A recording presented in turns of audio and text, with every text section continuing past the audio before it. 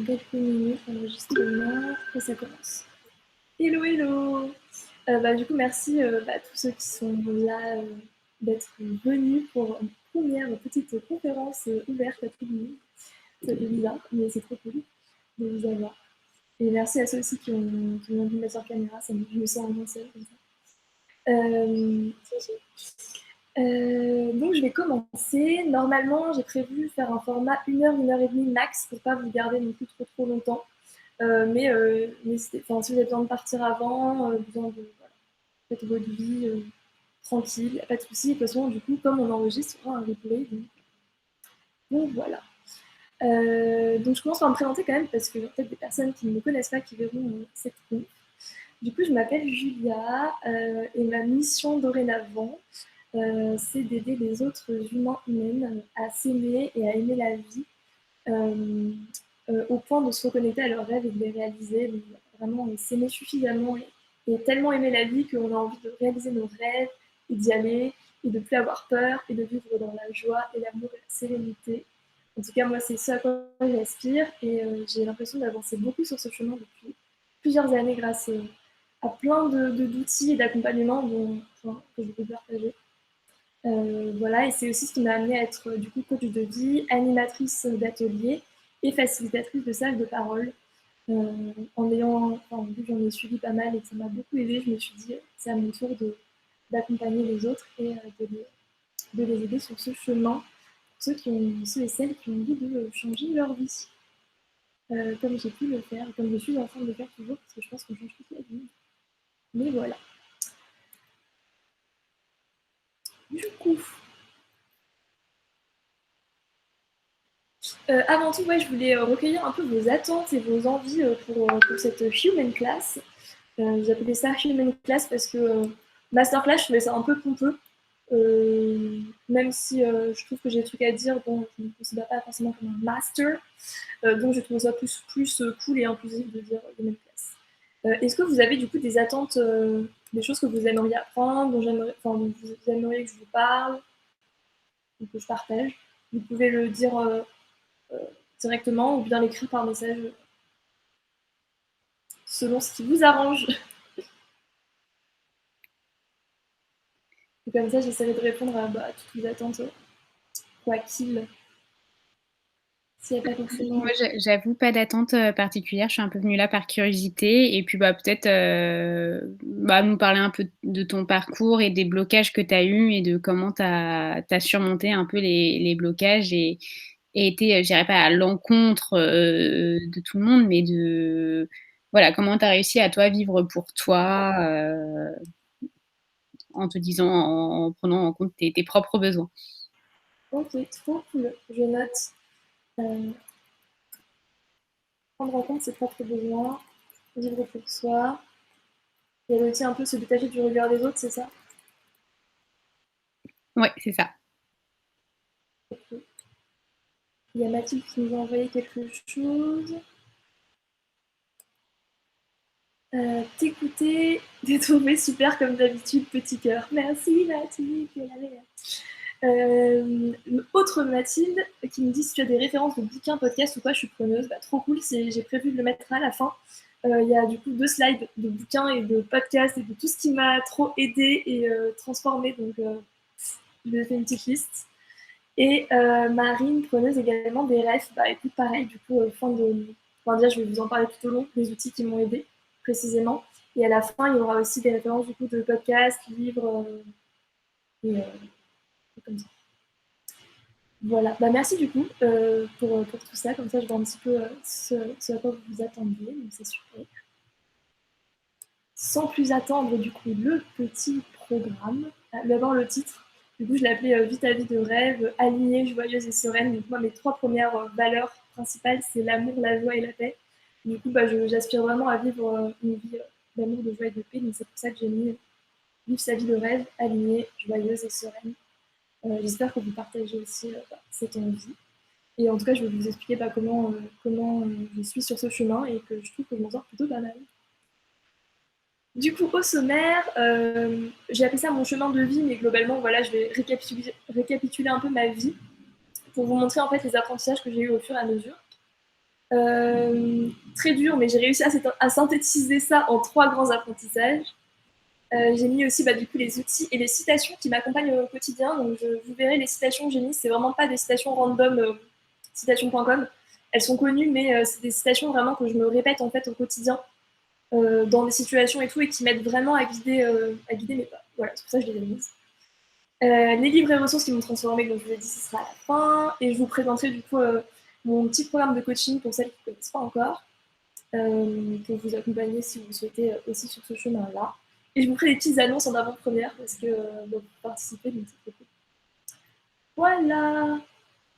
Donc tout commence en 1994. Ça, c'est ma tête avec une petite frange. Du coup, voilà, je nais dans le 11e arrondissement de Paris. En résumé, de 13 ans de vie. J'ai un demi-frère de 26 ans, du coup, que j'adore, mais du coup, c'est vrai que je grandis un peu comme une fille unique plutôt, donc noyau familial, père, mère, moi-même, à la maison. Et j'ai une famille hyper aimante.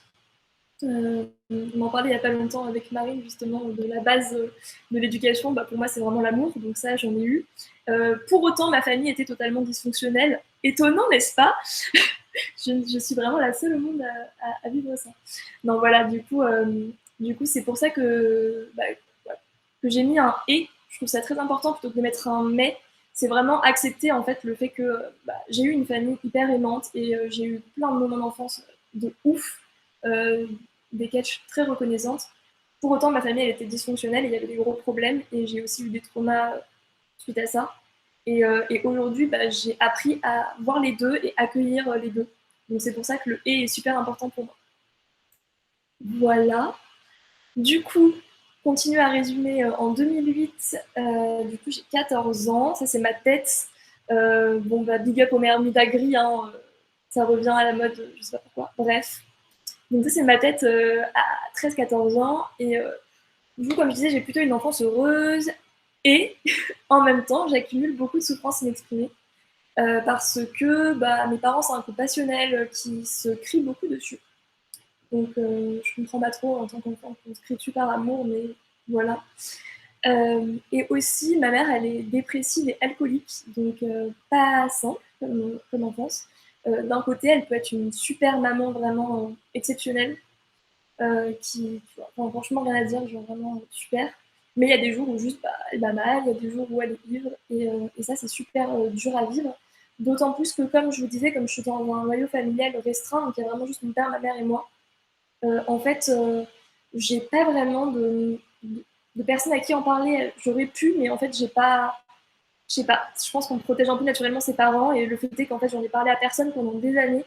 Donc, je pense que ça m'a pas mal rongé de l'intérieur. Et du coup, j'ai grandi un peu comme une petite fille un peu parfaite, et en tout cas qui essayait d'être bonne à l'école, d'être souriante, d'être fun, que tout le monde aime, etc.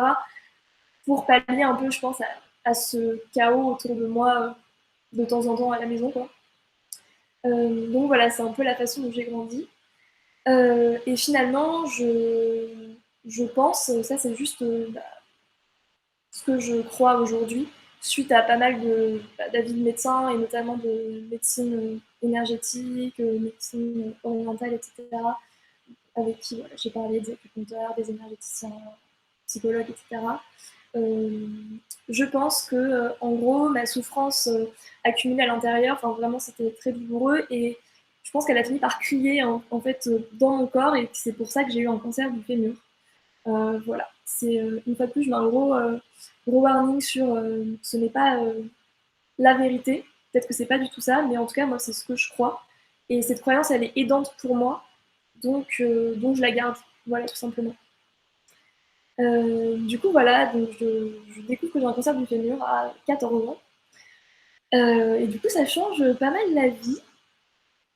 Ça change pas mal la vie, donc je me mets en mode stratégie de survie. En gros, mes parents, ils sont globalement plus inquiets que moi. Enfin, moi, on me dit, voilà, t'as un cancer, mais c'est un cancer qu'on connaît bien, il est pris à temps, donc dans un an, tu devrais pouvoir t'en sortir indemne avec de la chimio et des opérations. Donc, et mes parents, par contre, sont en panique. Donc, comme d'habitude, j'ai l'habitude d'être en mode je vais bien, tout va bien, je vitamine, tout ça, tout ça. Et de protéger mon environnement. Donc, je protège mes parents. Et moi, je me dis, non, mais attends, je me mets complètement dans le mental et je me dis, attends, vas-y, 1 an, ça va aller, c'est bon, pas de soucis, on va gérer, non, non, non. Du coup, je pense que je déconnecte en fait totalement mon mental de mon corps et vraiment je coupe ici et je dis tu sais quoi, vas-y prenez mon corps, faites ce que vous en voulez pendant 1 an, sauvez-moi tout ce que vous voulez et moi je vais rester dans mon petit mental ici, confortable, à avoir l'impression que c'est très maîtrisé, que tout va bien se passer et pas trop m'inquiéter. Donc voilà comment je vis un peu mon cancer. Donc voilà ce que je disais, je prends soin de mon environnement qui est très angoissé et du coup, en fait, c'est vraiment une stratégie de survie, hein, donc c'est pas moi qui l'ai choisi, c'est juste ça s'est passé comme ça. Je suis au lycée et je me dis en fait, je veux pas que ça prenne toute la place dans ma vie, j'ai trop peur de m'effondrer, donc je continue le lycée, je vais en cours et mes 4 jours de chimio par semaine, je les mets sur samedi, dimanche, lundi, mardi. Comme ça, je suis 3 jours en cours, je rattrape les cours et vraiment, je me dis, ce n'est qu'une parenthèse dans ma vie, ce n'est pas ma vie. Je mets ça à côté, en mode on traite ce petit truc relou là, mais après on revient dans le jeu, et bien tout va bien parce que c'est relou. Donc voilà ma stratégie de survie. Et je n'ai pas dit ça au début, mais n'hésitez pas, pour pas que ce soit trop chiant quand même, ou long, à réagir. Si vous souhaitez réagir, il y a un truc main levée, je crois, pour que je vois que vous m'appelez, ou un petit message si vous voulez partager un truc, réagir, vraiment n'hésitez pas, que ce soit un échange et que je ne sois pas en mode monologue pendant 1 heure. Donc voilà, n'hésitez pas à prendre la parole, elle sera bienvenue ou l'écriture. Je reviens aux moutons, donc voilà, première stratégie de survie, on est comme ça. Ensuite, du coup, au bout d'1 an, comme prévu, je guéris. Alors, entre-temps, il y a plein de trucs qui ne sont pas passés comme prévu, des chimios relous, des opérations qui se passent mal, des fémurs qui se cassent au milieu d'une tumeur, enfin bref, plein de trucs, mais j'en sors indemne, donc merci la vie. Du coup, je me sens super reconnaissante par rapport à ça. Et du coup, 2008-2017, donc je continue, là je suis au lycée, et globalement c'est lycée et études supérieures, donc je fais des études longues et difficiles, celles qu'on attend de moi en tant que bonne élève. Déjà, je suis fière de moi parce que je dis non à la prépa, parce que je sais que je ne vais pas survivre à ça, je suis clairement pas dans la compétition, et je suis assez sensible, donc pas envie d'être broyée par le système. Pour autant, je vais quand même à Dauphine et je fais du management parce que je ne sais pas vraiment ce que je veux faire. Et on attend de moi de faire des études de bon élève, donc c'est ce que je fais. Plutôt pour satisfaire une fois de plus mon environnement que mes envies profondes parce que je suis quand même plutôt créative. Et il y a plein de choses en fait qui m'intéressent dans la vie, que ce soit le théâtre, la danse, la pâtisserie, les arts. Enfin, il y a plein de trucs qui m'intéressent et en soi, je me dis non, mais je ne vais pas me fermer de porte. Et voilà. Je fais Dauphine en management. Du coup, je profite à fond de la vie étudiante, c'est vraiment très cool. Après, je commence à remarquer que j'ai une petite tendance à faire un burn-out de ma propre vie en m'engageant dans beaucoup trop d'assauts. Donc voilà, petite tendance sous-jacente qui reviendra par la suite, vous le verrez. Voilà, et c'est la première fois que je commence à réaliser des rêves. Donc je réalise mon rêve de vivre 1 an d'abord à Rio et puis à Madrid. Donc là, c'est une photo de ma coloc copine Hélène et moi au Brésil pendant le voyage d'études. Donc voilà, le début des rêves qui se réalisent et c'est oufissime, je me sens super libre, c'est vraiment super chouette comme voyage. Ce qui nous emmène à 2018. 2018, du coup, j'ai fini mes études. J'ai fait un stage de fin d'études dans un petit cabinet de conseil. J'y suis restée en alternance pour mon master 2, ça s'est super bien passé, c'est une petite boîte à taille humaine, sympa, dynamique, maintenant. Je me tâte quand même à la fin de mon alternance à chercher un autre boulot, plus dans la mode, dans un truc un peu plus créa. Et puis finalement, je me dis, bon, je sais pas exactement ce que je veux, et puis j'ai envie quand même de goûter un peu au CDI tant valorisé dans cette société, où voilà, je gagne bien ma vie, je suis installée, on a envie d'y goûter. Donc je me dis, bon bah, tu sais quoi, signe ton CDI là-bas, tranquillement, négocie un bon salaire, et puis tu verras après pour les rêves, les envies, la créa, tout ça. Donc, je signe mon CDI bien négocié dans ma belle boîte de conseil, voilà, tout le monde est content, le succès, tout ça, tout ça. Et j'ai un copain et je vis dans un super loft de 70 mètres carrés à Père-Lachaise, qui, je vous rassure, est quand même un super bon plan, parce que voilà, sinon ça aurait pas été possible. Mais voilà, je suis un peu en mode 2018, I made it les gars, c'est bon. Je veux dire, la société, mes parents m'a dit études, diplôme, CDI stylé, appart, copain, enfin voilà, là on a coché toutes les cases de la réussite. On est en mode c'est bon, la vie s'arrête, ça y est, tout va bien, c'est formidable. Sauf que, on sait comment ça se passe dans les films, mais la vie c'est pareil. C'est la dépression. Eh oui. Donc, c'est très drôle, hein, vous allez voir, je signe mon CDI littéralement le 4 août 2018. Le 7 août 2018, je commence à faire des crises d'angoisse. On adore. Donc au début, bah, je ne me les explique pas trop, je comprends pas trop pourquoi est-ce que mon corps réagit comme ça. Et puis petit à petit, je tombe quand même dans un profond mal-être. Je comprends toujours pas, en fait, c'est ça qui est super dur pour moi.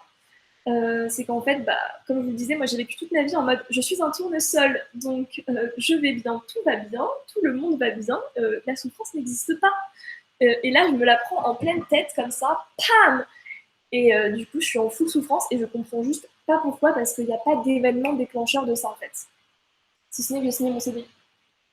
Donc j'en profite pour une bonne crise existentielle de mais qui suis-je, que vais-je faire, suis-je une bonne personne, à quoi sert la vie, enfin vraiment on est sur des questions bien bien deep, voilà, et une période bien bien pas cool, bien bien pas cool.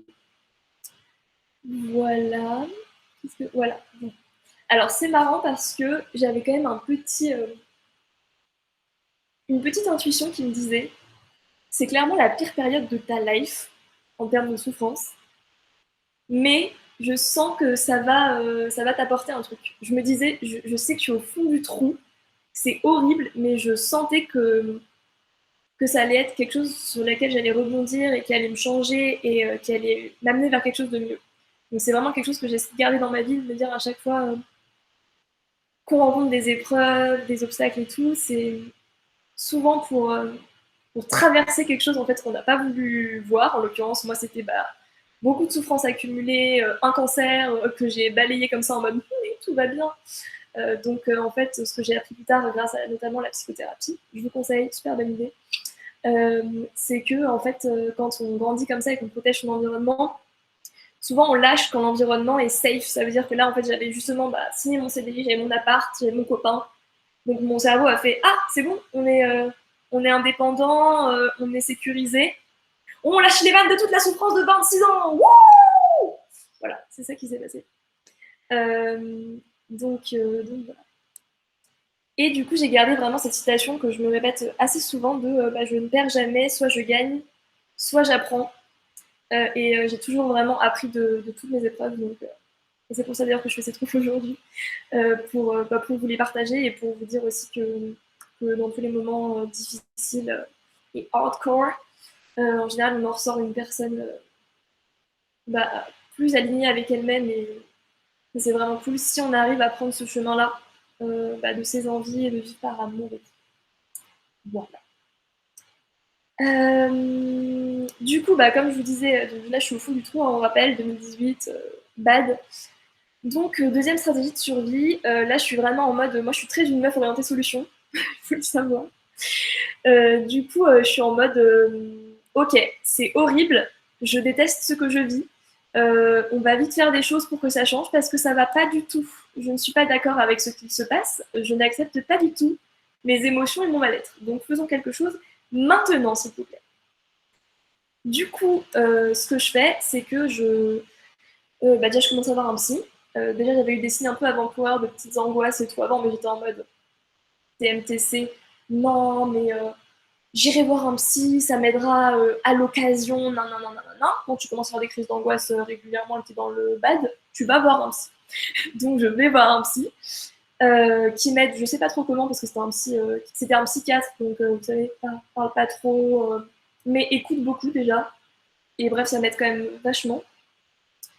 Et surtout, je saigne le développement personnel, les gars. Je découvre ce truc, je me fais tous les livres, je me fais tous les podcasts, je fais littéralement tous les programmes gratuits des applications de méditation en français, en anglais et en espagnol.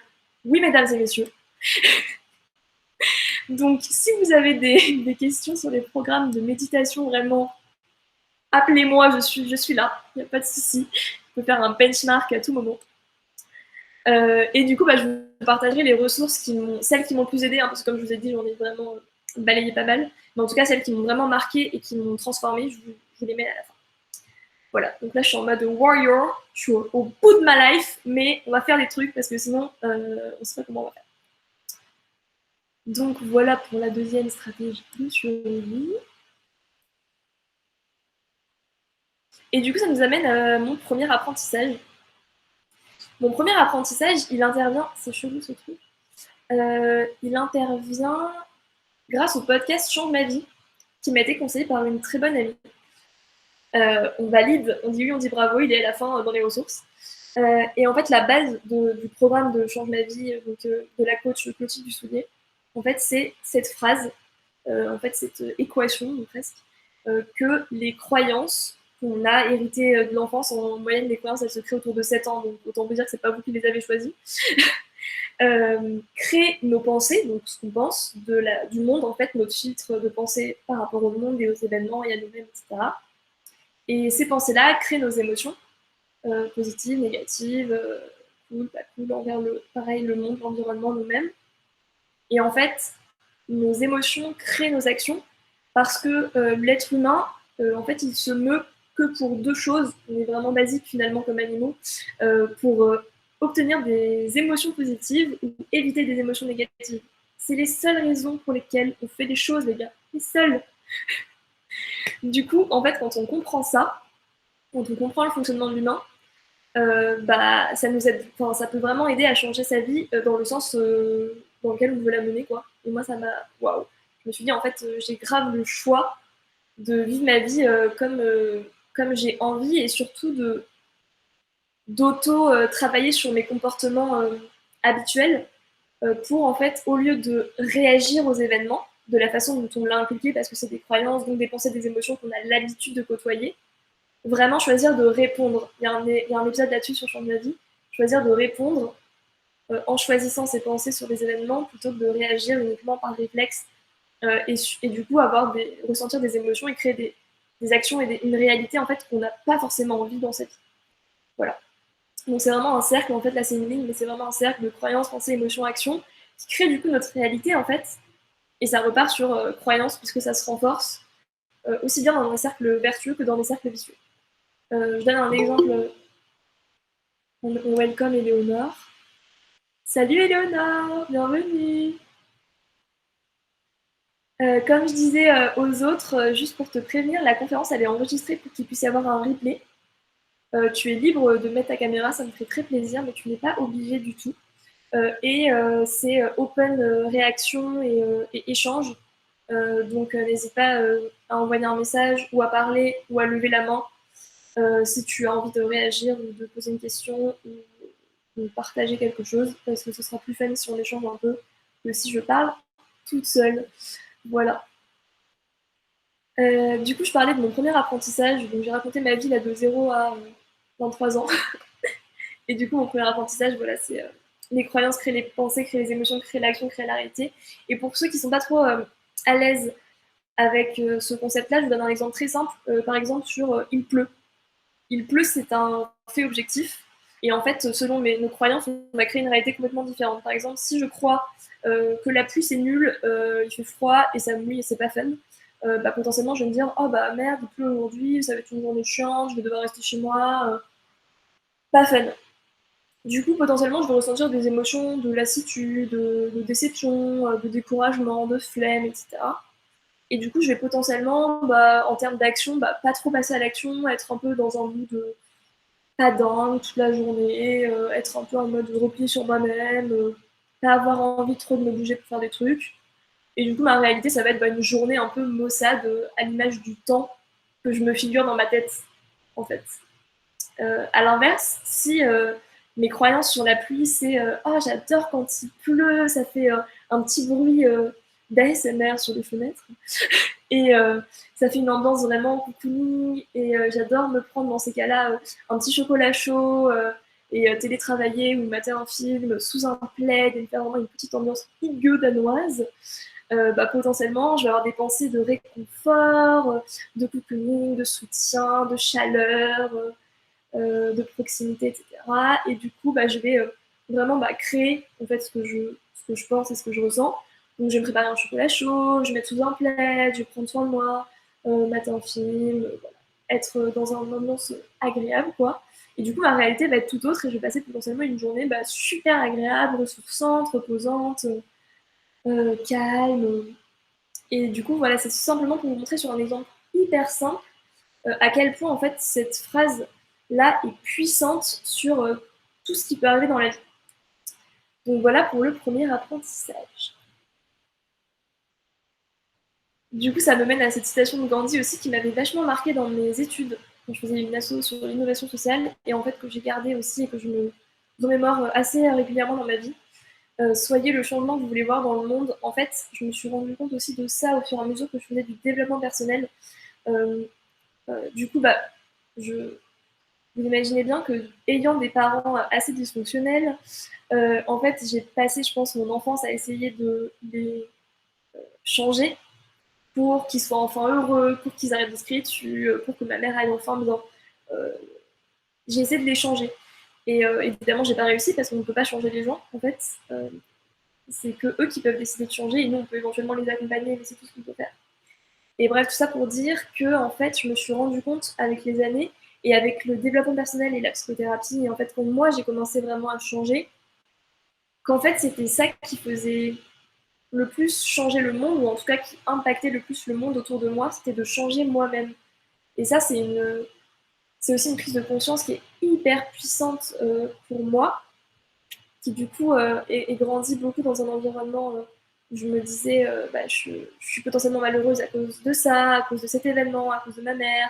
Il y a des choses qui sont immuables et je peux rien y faire. Et moi, je suis bloquée dans ce truc-là et je dois faire avec. Et en fait, je me suis rendu compte que dès que moi, je changeais, ça changeait autour de moi et que j'avais aussi le pouvoir, on en parlera juste après, de aussi mettre mes limites, respecter mes besoins et du coup faire en sorte de créer ma réalité aussi sans forcément dépendre autant qu'avant des événements extérieurs qui peuvent être difficiles ou des personnes extérieures, de nos proches, etc., qui peuvent être aussi difficiles. Tout ça pour dire euh, que si vous avez envie de changer des choses, en fait, commencez par vous changer vous-même parce que vraiment, c'est ouf.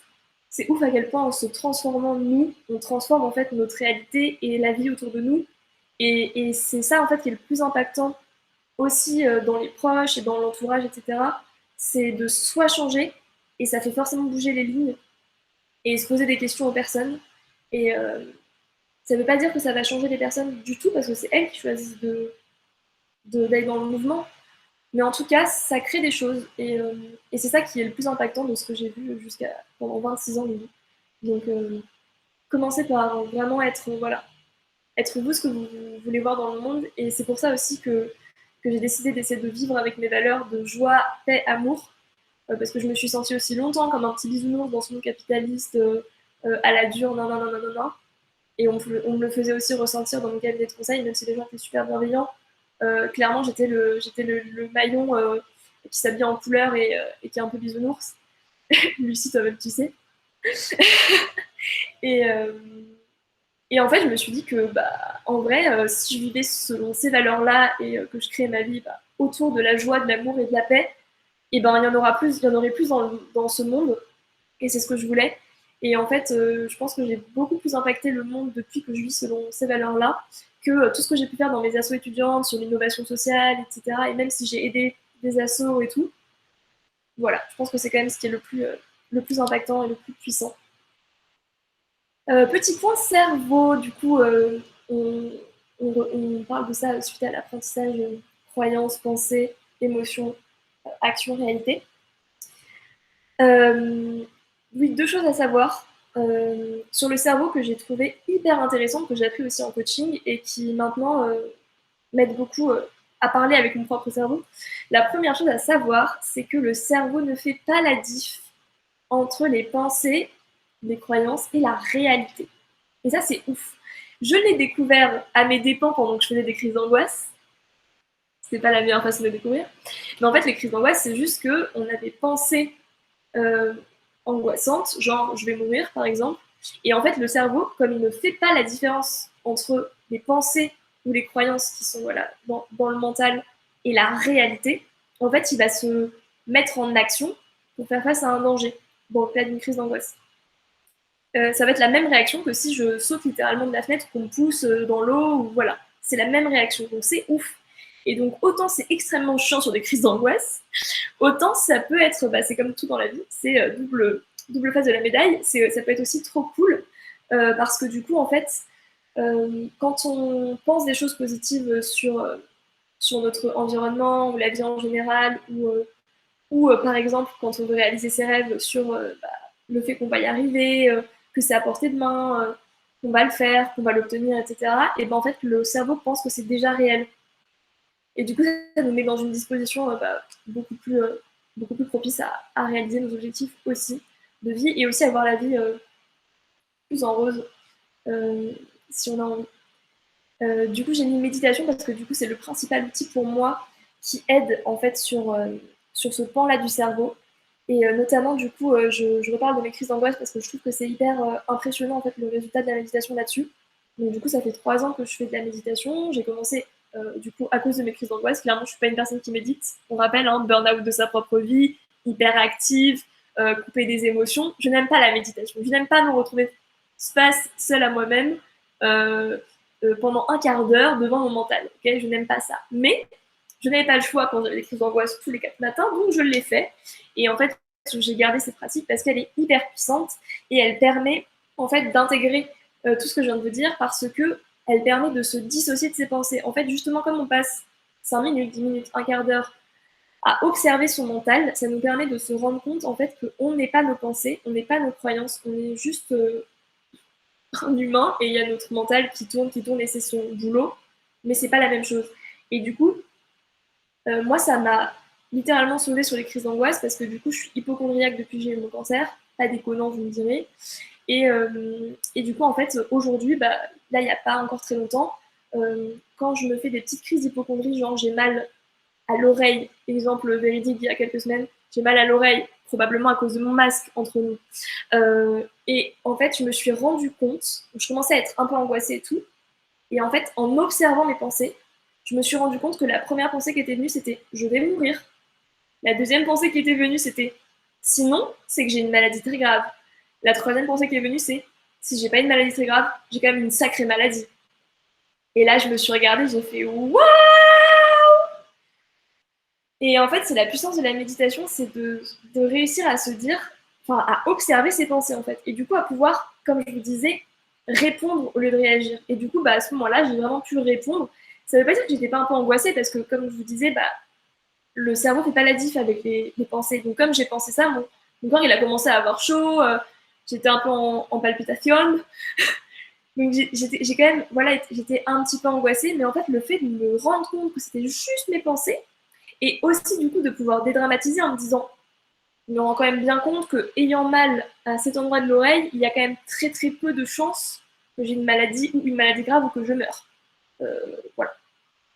Du coup, tout ça pour dire la puissance du cerveau et la puissance de la méditation pour observer ses pensées et pouvoir du coup choisir ses pensées et donc transformer sa réalité. Deuxième chose importante du cerveau à savoir, c'est qu'il ne comprend pas la tournure négative. Donc c'est tout con, mais en fait, si on se dit je vais arrêter de fumer, je vais arrêter de fumer, je vais arrêter de fumer, en fait, ce que son cerveau va conserver, c'est fumer, fumer, fumer. Il comprend pas la tournure négative, donc pas de, ne pas, moins de, arrêter de, il ne comprend pas. Et du coup, si on veut travailler des affirmations pour ancrer des nouvelles croyances ou en tout cas changer ses pensées, c'est important de prendre ça en compte et de vraiment faire des affirmations positives dans le sens affirmation littéralement pas négatif, pas ne pas, quoi. Vous m'avez compris. Donc voilà, petit tips. Si vous voulez changer vos croyances et faire des affirmations positives, vous répéter des choses, etc., ou vous donner des mantras, des intentions pour la journée, enfin, plein de choses, même des objectifs, pour que votre cerveau cherche les opportunités, soit en éveil, soit en mode radar. Dites-lui juste des choses en sujet-verbe complément, assez simple, et surtout pas de tournure négative. Voilà pour le petit point cerveau. Donc, les outils qui m'ont aidé. On arrive sur les premiers outils qui m'ont aidé. Donc, tout d'abord, ça a été comme je vous le disais juste avant, de pratiquer des affirmations positives pour changer mes croyances limitantes en croyances ressources. Je dirais même plus en croyances enthousiasmantes. Voilà, parce que c'est cool de s'enthousiasmer. Donc, en fait, maintenant, ce que je fais, c'est que je reformule mes pensées et mes croyances, mes petites voix limitantes dans ma tête, qu'on connaît toutes et tous, en une affirmation en laquelle je crois. Donc, je m'explique là-dessus. Par exemple, une croyance que j'avais sur moi. Par exemple, quand je me suis lancée dans le coaching, je me disais, je suis pas légitime en tant que coach. Parce que j'ai pas forcément fait de formation, même si j'ai expérimenté littéralement et que ça m'a transformée. Voilà. Je me disais, je suis pas légitime, j'ai pas de certification.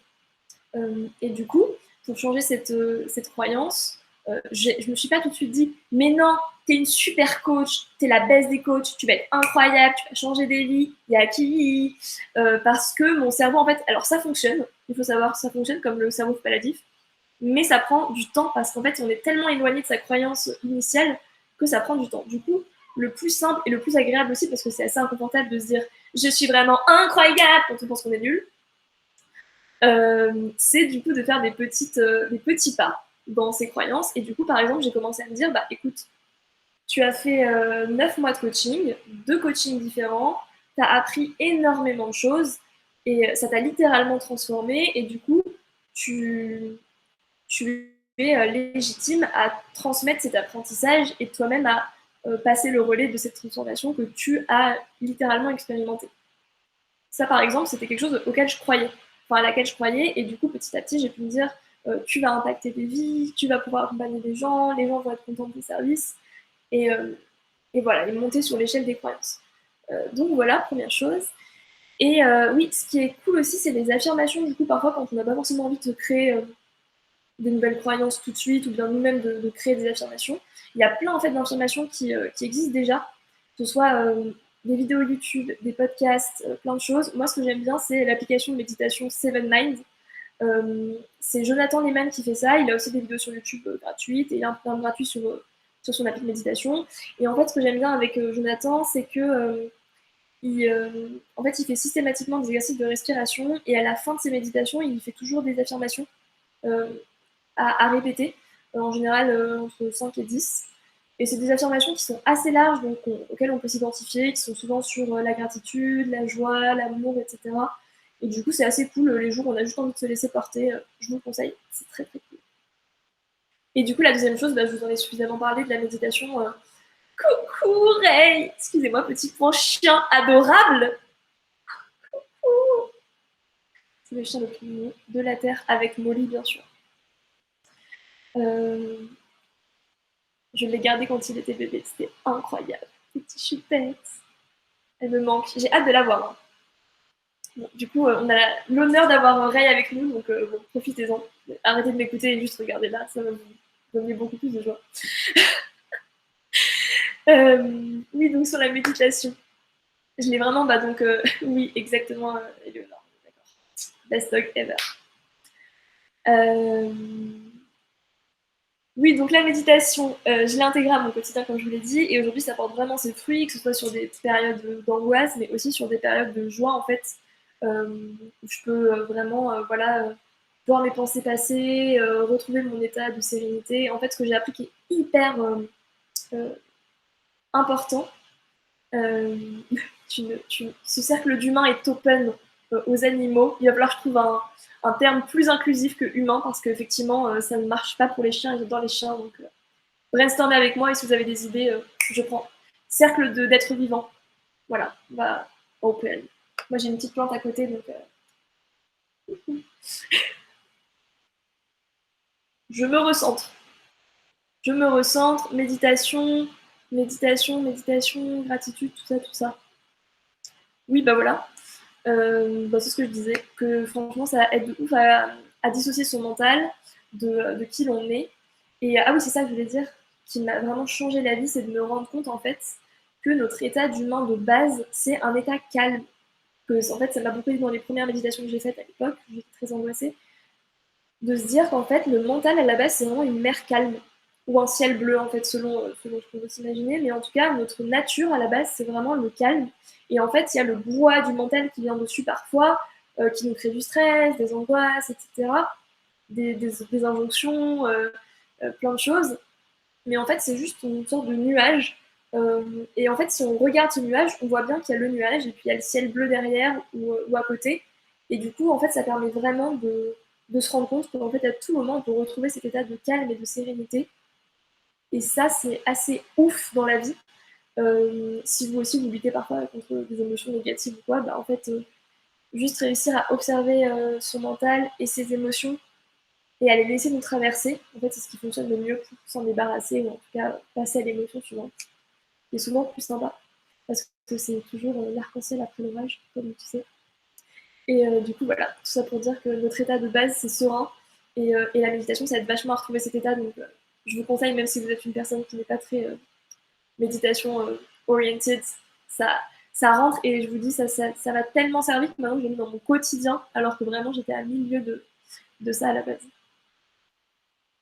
Et ça aide beaucoup à dormir aussi. Pour celles qui ont des problèmes de sommeil, mais ça m'aide énormément, parfois.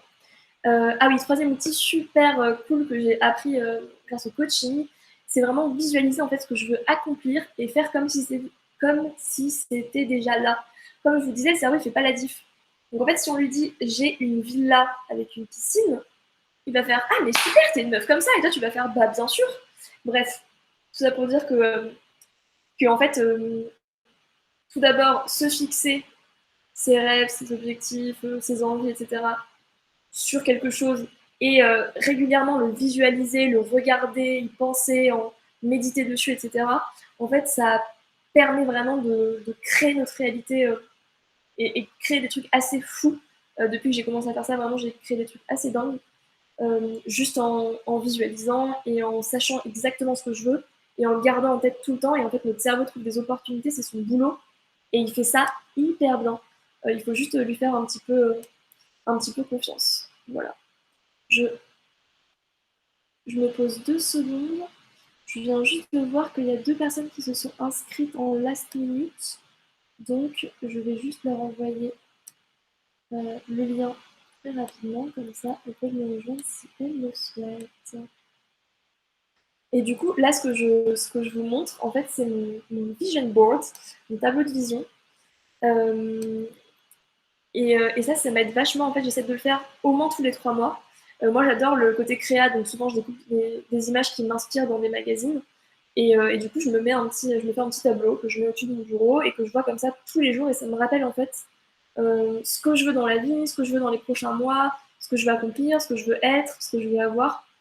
Et, euh, et du coup, ça m'aide beaucoup à le créer littéralement dans ma vie. Voilà, les 3 prochains mois, c'est ce que j'ai mis. Et c'est vrai que ça aide aussi quand on a besoin d'un petit coup de boost et tout. C'est super pour se remotiver. Et voilà, et là par exemple, c'est marrant parce que sur ce dernier tableau de vision que j'ai fait avec les filles de Ostavi, le programme qu'on avait créé avec mon amie Laurie pour des jeunes actifs dans un foyer de jeunes actifs, du coup, on vient de terminer. Bref, on l'a fait ensemble et j'ai mis par exemple plein de baraques de vacances parce que j'avais trop envie de partir en vacances avec des potes après ce long Covid, confinement et tout. Et dans la journée en fait que j'ai fait ce truc-là, j'ai discuté avec un pote qui m'a dit ah mais j'ai une maison à 1 heure de Marseille, maison de mes parents, si tu veux on peut y aller en juin avec des potes et tout machin. Bref, tout ça pour dire que ça marche hyper bien et que on peut aller chercher des opportunités super efficacement grâce au cerveau quand quand on lui donne l'occasion de savoir exactement ce qu'on veut et de se le répéter régulièrement. Voilà. Du coup, on passe à 2019. Donc 2019, donc j'ai fait beaucoup de développement personnel. Euh, j'ai je suis toujours avec une psy. Et du coup, en fait, j'y vois un peu plus clair sur qui je suis, ce que je veux dans la vie, quelles sont mes valeurs, donc comme on veut dire. Amour, joie, paix, c'est mes 3 premières, mais bon, c'était une dizaine pour m'aider à cheminer dans la vie. Et,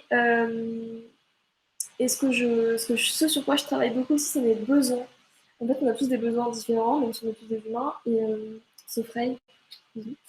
Et, et du coup, c'est important en fait d'identifier ses besoins pour pouvoir les respecter. Et du coup, vivre sa vie pleinement et dans des émotions positives. Voilà, donc ce que je fais, c'est que je prends des décisions dans ma vie. C'est super dur, mais je prends des grandes décisions pour respecter mes besoins et avancer vers mes envies. Donc je quitte mon copain de l'époque, je quitte aussi mon appart, mon grand loft, là trop beau, c'est la life. Et je quitte aussi mon CDI rassurant, où je me suis fait aussi plein de potes, dont Lucie. Donc vraiment pour dire que l'équipe était vraiment très très cool, mais voilà. C'était très très confortable, vraiment très très confortable. Mais j'ai accepté de prendre le risque de quitter mon job parce que je sentais que je voulais faire autre chose, que je voulais plus de liberté, que je voulais me rapprocher de mes envies. Et je me disais, en fait, il y a tellement de choses qui m'intéressent dans la vie que c'est dommage de faire un métier qui m'intéresse moyen. Euh, en tout cas, dans un environnement moyen, parce que du coup, je faisais de la conduite du changement, donc beaucoup de formation, communication et tout, donc c'est tout que j'aime. Mais dans des banques, des assurances, des grosses boîtes, et ça, c'était vraiment pas possible pour moi, enfin, pas du tout un environnement qui me correspond.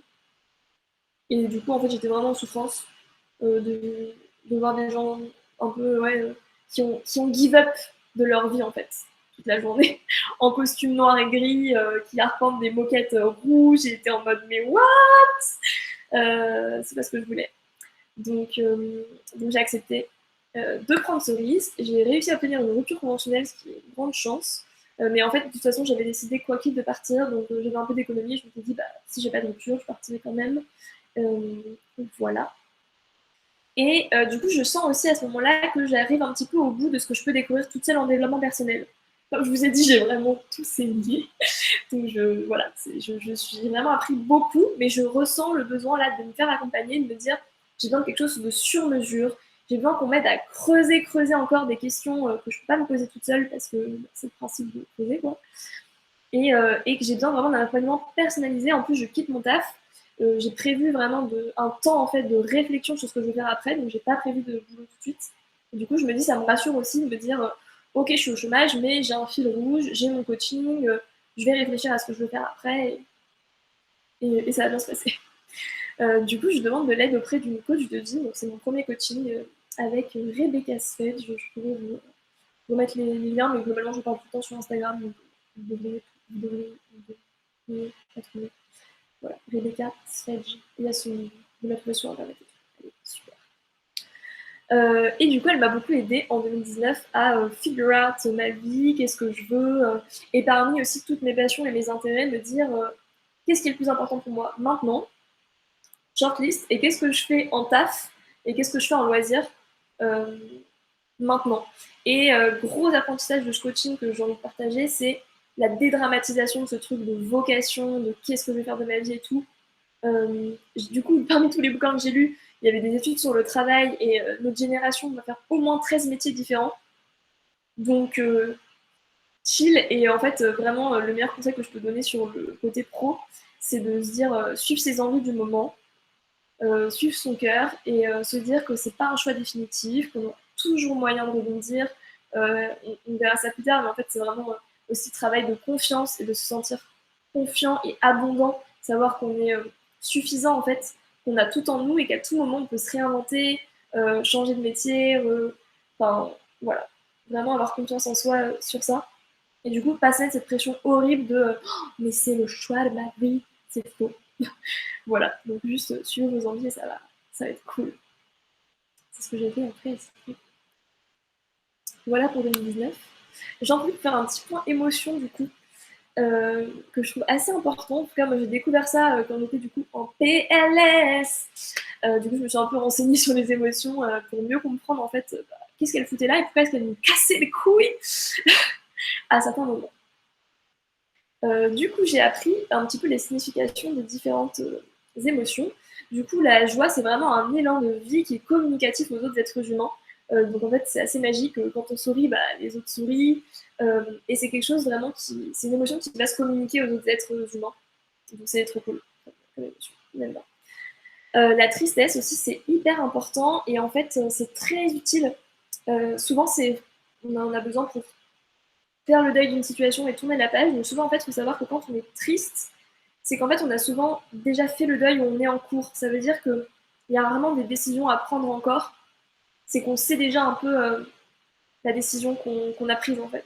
Et du coup, ça fait du bien de se dire ça, je trouve. Et en fait, quand on est triste, c'est juste qu'on est en train d'accueillir en fait la fin de quelque chose. C'est exactement ça. On accueille la fin de quelque chose, que ce soit d'une relation, d'un travail, d'un appart, de n'importe quoi en fait dans la vie. C'est accueillir. Et ce qui est génial aussi, c'est que en fait, le fait de pleurer, c'est fait pour attirer les autres êtres humains à être en compassion avec soi. Donc c'est fait effectivement pour lâcher, bien sûr, l'émotion, pour qu'elle passe dans le corps et s'évacue, mais aussi les larmes font qu'en fait les autres êtres humains vont tout de suite être en alerte et vont avoir envie un élan de soutien en fait, de câlin, de paroles, etc. Et ça c'est ouf de se dire qu'on est quand même câblé pour que quand quelqu'un pleure, bah, on vienne en soutien. En fait. Donc vraiment accueillir la tristesse, accueillir les larmes. Et comme je disais, de toute façon, plus vite on accueille une émotion, et plus vite elle passe. La colère, ça c'est très important du coup parce que bah, moi personnellement j'ai beaucoup vécu la tristesse mais je ne vivais pas trop la colère. Et en fait c'était logique parce qu'en fait j'avais pas identifié mes besoins et j'avais pas vraiment de limites. Donc en fait c'est normal, du coup bah, j'étais tout le temps, enfin, j'étais souvent en besoin insatisfait ou limite dépassé et en fait je refoulais la colère parce que j'étais en mode je vais bien, tout va bien. Donc ça m'est revenu. Mais tout ça pour dire que hyper important d'identifier la colère et aussi les petites colères. Je mets un warning sur ça aussi parce que du coup moi j'ai beaucoup ignoré la colère et en fait ce qu'il faut savoir c'est que les émotions c'est des choses qui sont fugaces. Ça dure quelques minutes, parfois quelques heures, mais en fait c'est voué à partir si on les accueille, si on les traverse. Alors qu'en fait si on les refoule, elles nous reviennent bien sûr et en plus elles ont tendance à se transformer en sentiments et les sentiments c'est beaucoup plus dur à traverser et à régler. Et du coup, pour chacune des émotions qui sont listées ici, il y a des sentiments qui sont associés. Et du coup, moi par exemple, j'ai ressenti beaucoup de ressentiment de ma colère que je n'avais pas exprimée envers plein de choses, des situations. Euh, et du coup, voilà, tout ça pour dire que c'est important de traverser ces émotions parce que sinon, après, on tombe dans le sentiment et c'est pas immuable, mais juste c'est beaucoup plus dur de s'en défaire que d'une simple émotion. Et c'est pour ça aussi que je dis ça, important d'identifier du coup, ses besoins et ses petites colères. Je m'explique. Par exemple, je prends toujours cet exemple de vie en coloc que j'ai l'habitude de vivre. Du coup, exemple tout con de il y a des affaires qui traînent, ça peut nous saouler, c'est pas une grosse colère. Et moi j'ai tendance à me dire c'est pas grave, je laisse couler, c'est la vie de coloc. Sauf qu'en fait le problème c'est que si on fait ça tout le temps, et ben comme je vous dis on finit par avoir du ressentiment et c'est hyper dommage. Et du coup c'est pour insister sur l'importance de prendre en compte vos besoins.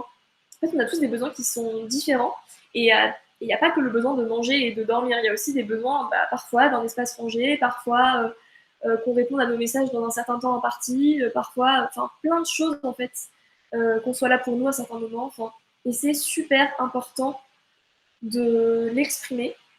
On en parlera juste après parce que je vais vous faire un petit point communication non violente. Euh, et du coup, voilà, super important d'exprimer ça, même ces petites émotions, parce que ça permet de respecter ses besoins, donc de se sentir aligné, de poser ses limites et aussi, du coup, de traverser ses émotions. Du coup, je suis mise sur la peur. La peur, en fait, c'est vraiment une relation d'amour-haine qu'on a avec la peur en général. Parce que d'un côté, elle nous sauve en fait au quotidien de plein de trucs, parce que sinon on sauterait des falaises en mode je peux voler, c'est pas ouf. Donc elle est parfois très utile dans des vrais dangers. Pour autant, en fait, elle nous limite énormément, surtout dans cette société où il n'y a plus beaucoup de dangers vitaux, quand même au quotidien. Elle nous limite en fait énormément à sortir de notre zone de confort. Et bah, c'est normal, hein, c'est le cerveau reptilien qui nous a permis de survivre jusqu'à maintenant. Sauf qu'en fait, il faut savoir du coup avancer quand on a envie, bah, en tout cas, de suivre ses envies, ses rêves et tout. Réussir à avancer avec la peur, lui dire ok, t'es là, t'es mon ami, je sais pourquoi tu me, enfin, tu es là, mais j'avance malgré ça et je ne t'écoute pas parce que je sais que là, il n'y a pas de danger physique vraiment. Euh, voilà. Donc moi j'aime bien ce petit schéma, pareil que je partage souvent, en gros il y a la zone de confort, juste autour il y a la zone de peur, parfois même la zone de panique, et après il y a la zone de magie, la zone d'apprentissage, la zone de réalisation de ses rêves. Et en général quand on a des émotions de joie intenses et qu'on a des gros achievements et tout, et ben c'est qu'en fait on a dû passer par cette zone de peur et sortir de sa zone de confort, et c'est souvent ça qui nous rend vraiment, ça nous permet de mettre des expériences exceptionnelles. C'est en général qu'on est sorti de notre zone de confort et qu'on a affronté nos peurs.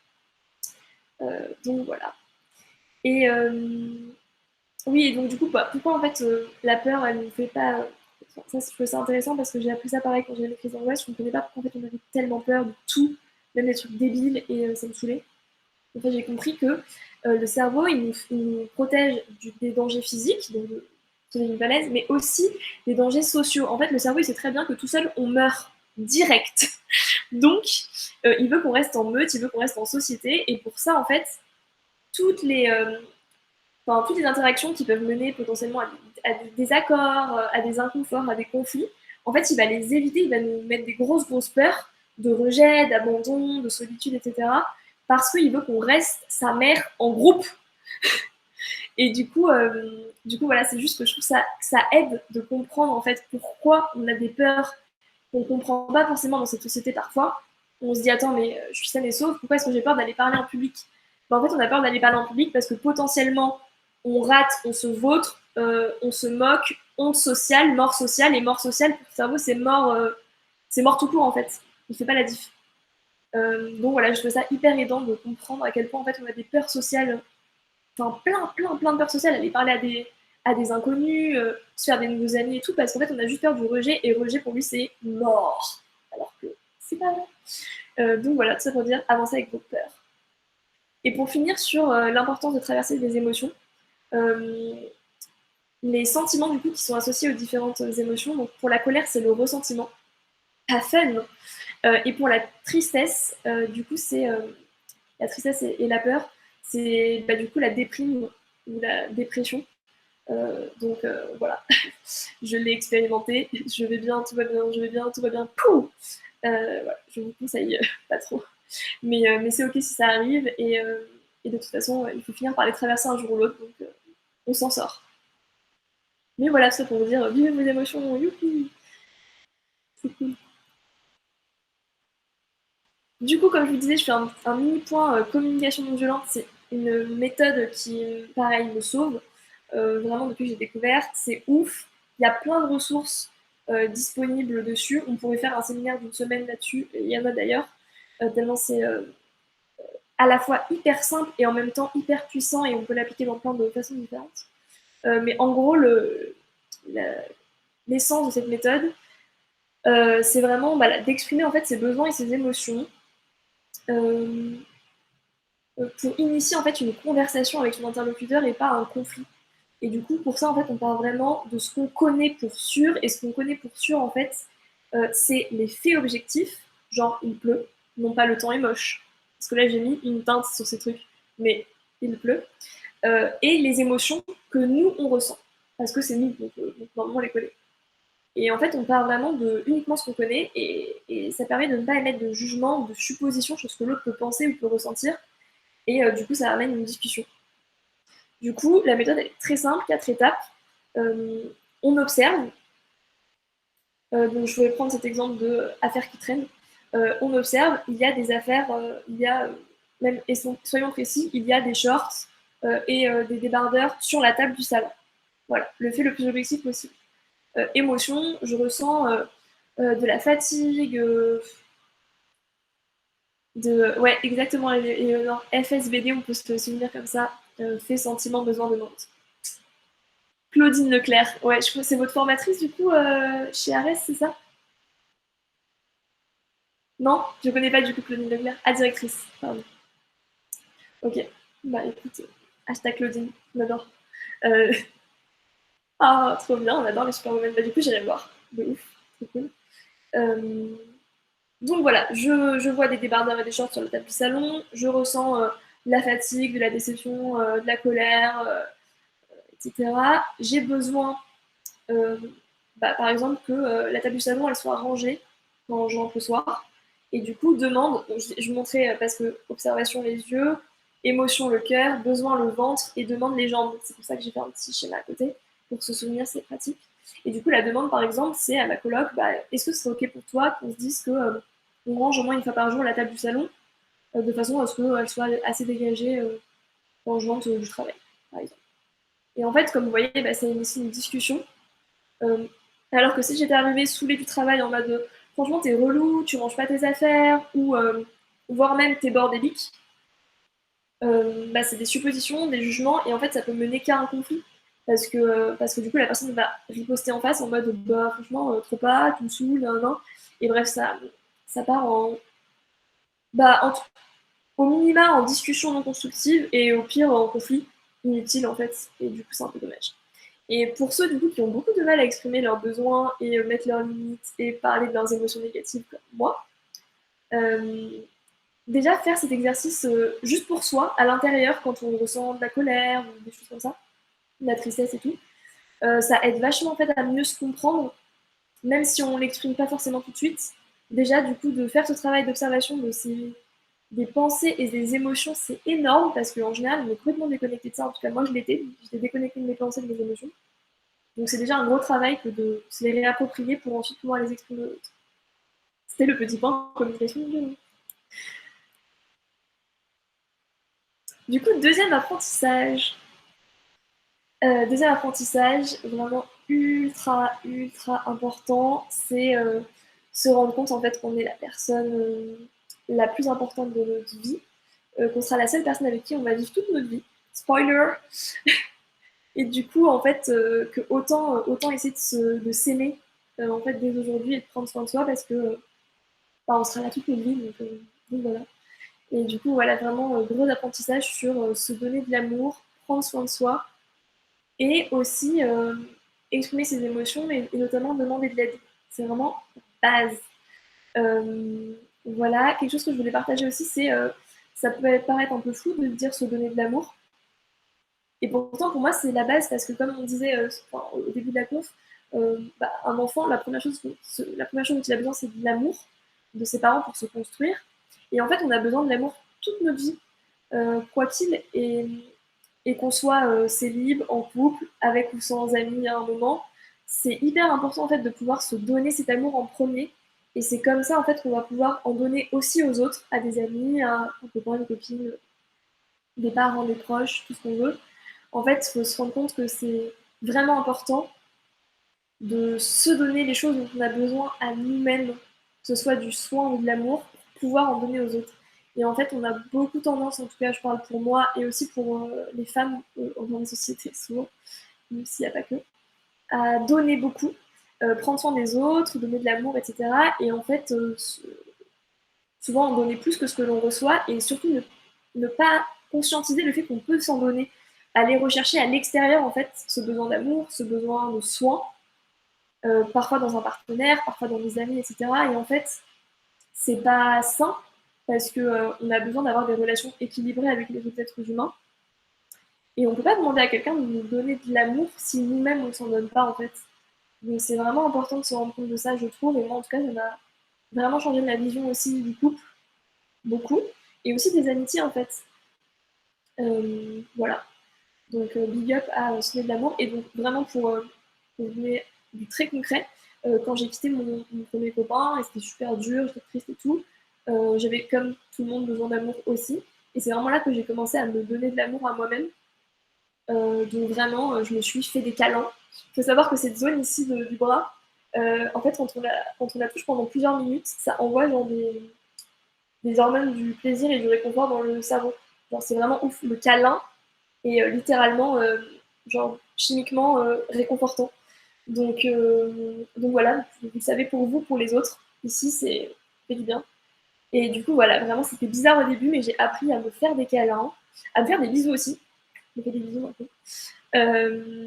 Et à me dire que je m'aimais, et en fait, à être vraiment ma première supportrice, à être vraiment mon premier soutien, et vraiment devenir ma meilleure amie. Me dire vraiment, enfin, c'est ce que je me dis maintenant tout le temps, en fait, je me dis comment réagirait une amie, comment est-ce que toi tu ferais si tu étais en face d'une amie, en fait, qu'est-ce que tu ferais, et je me fais la même chose.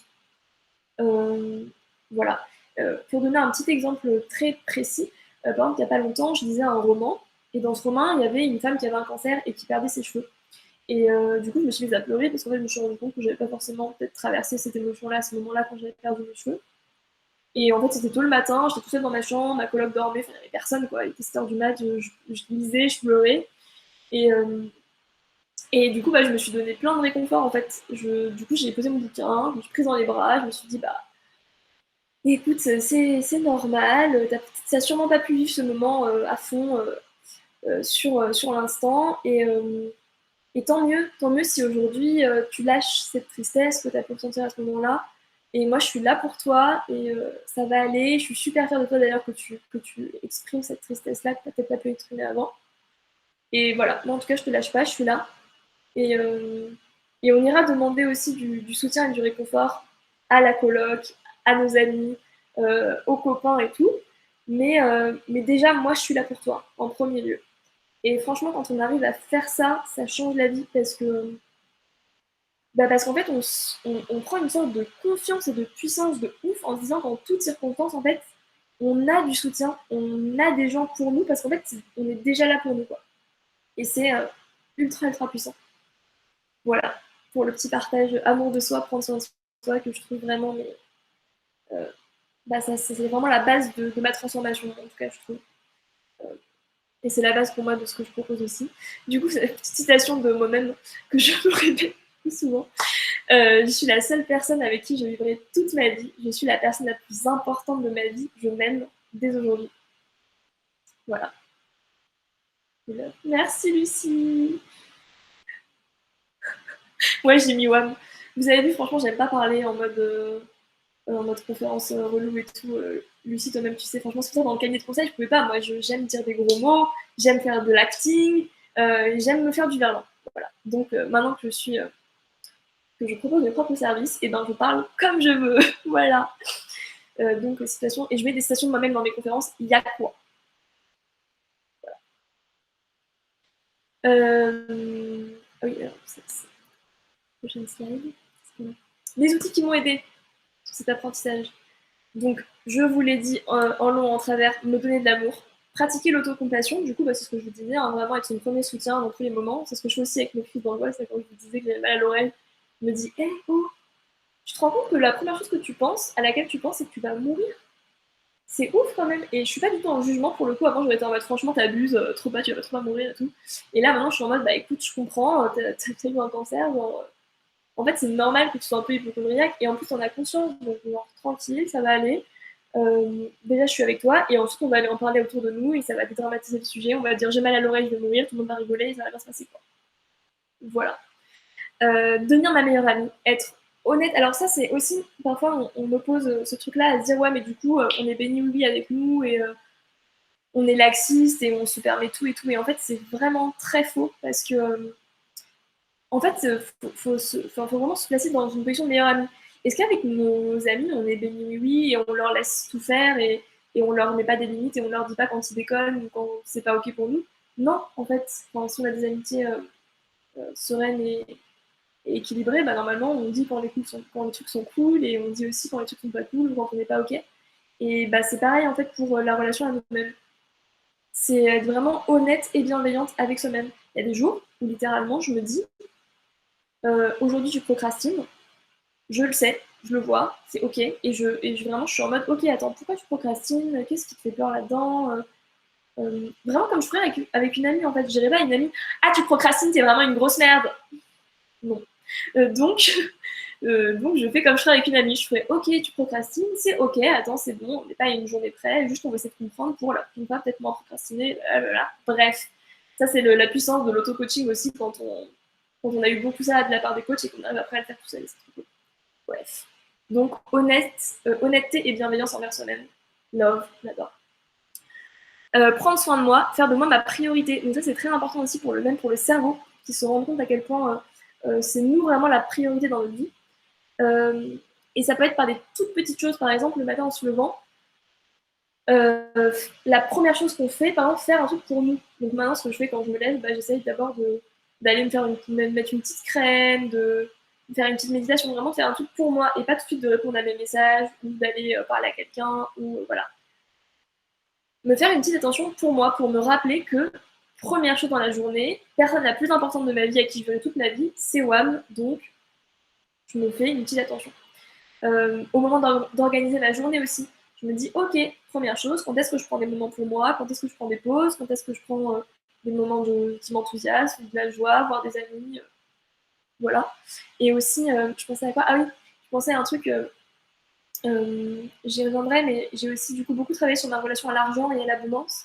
Et c'est aussi quelque chose qui est hyper dit dans le développement personnel sur l'argent, c'est aussi se payer d'abord soi. Donc quand on reçoit une somme d'argent ou quoi, d'abord ou se faire un petit cadeau ou épargner, mais en tout cas se payer soi d'abord avant de payer ses factures, payer son loyer, etc. Et c'est pas du tout ce qu'on nous apprend à faire non plus. Mais voilà, c'est vraiment faire de soi en fait une priorité.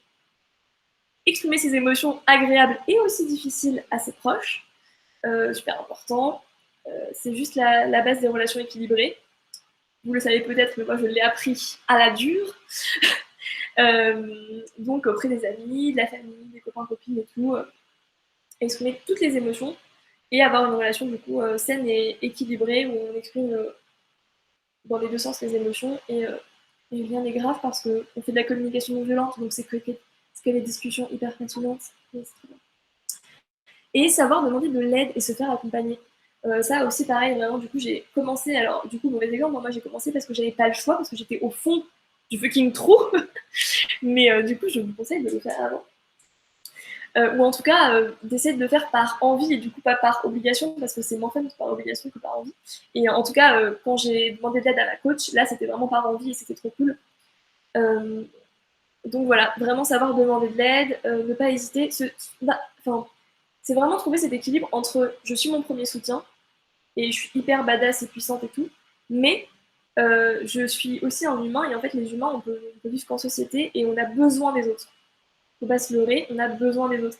Et c'est trouver un bon équilibre entre je suis super toute seule, pour autant j'ai aussi besoin des autres, besoin de relations et besoin aussi parfois de relations d'aide. Et c'est vraiment une force que de l'identifier et que de se faire aider. Vraiment j'ai appris ça, c'est tout sauf une faiblesse.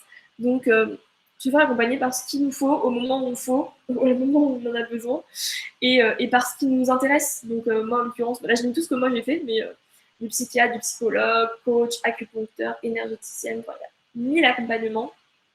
En tout cas, n'hésitez pas à vous faire aider. Et ce qui va du coup, ce qui revient aussi à l'argent, c'est accepter de faire des investissements pour soi et en soi. Et en fait, j'ai vraiment appris ça aussi dans le faire de soi une priorité et se donner de l'amour. C'est aussi se donner de l'argent et investir en soi. Et je trouve que vraiment les investissements que j'ai faits en moi sont vraiment les investissements les plus incontestables de toute ma vie. C'est-à-dire vraiment, je ne peux pas regretter un investissement que j'ai fait pour ma santé mentale ou pour réaliser mes rêves, pour avancer dans ma vie. Que ce soit de l'accompagnement ou des formations, je trouve vraiment que ça fait partie des meilleurs investissements en fait, qu'on peut faire dans sa vie. Donc une baraque et tout, c'est cool, et ça se fait aussi. Plein de trucs, mais en tout cas, vraiment, si je peux vous donner un conseil, n'hésitez pas à investir en vous parce que c'est. En fait, ça impacte toutes les sphères de notre vie, donc forcément, ouais, ça nous rend au centuple, quoi. Voilà, je dis oui, je dis bravo à l'accompagnement.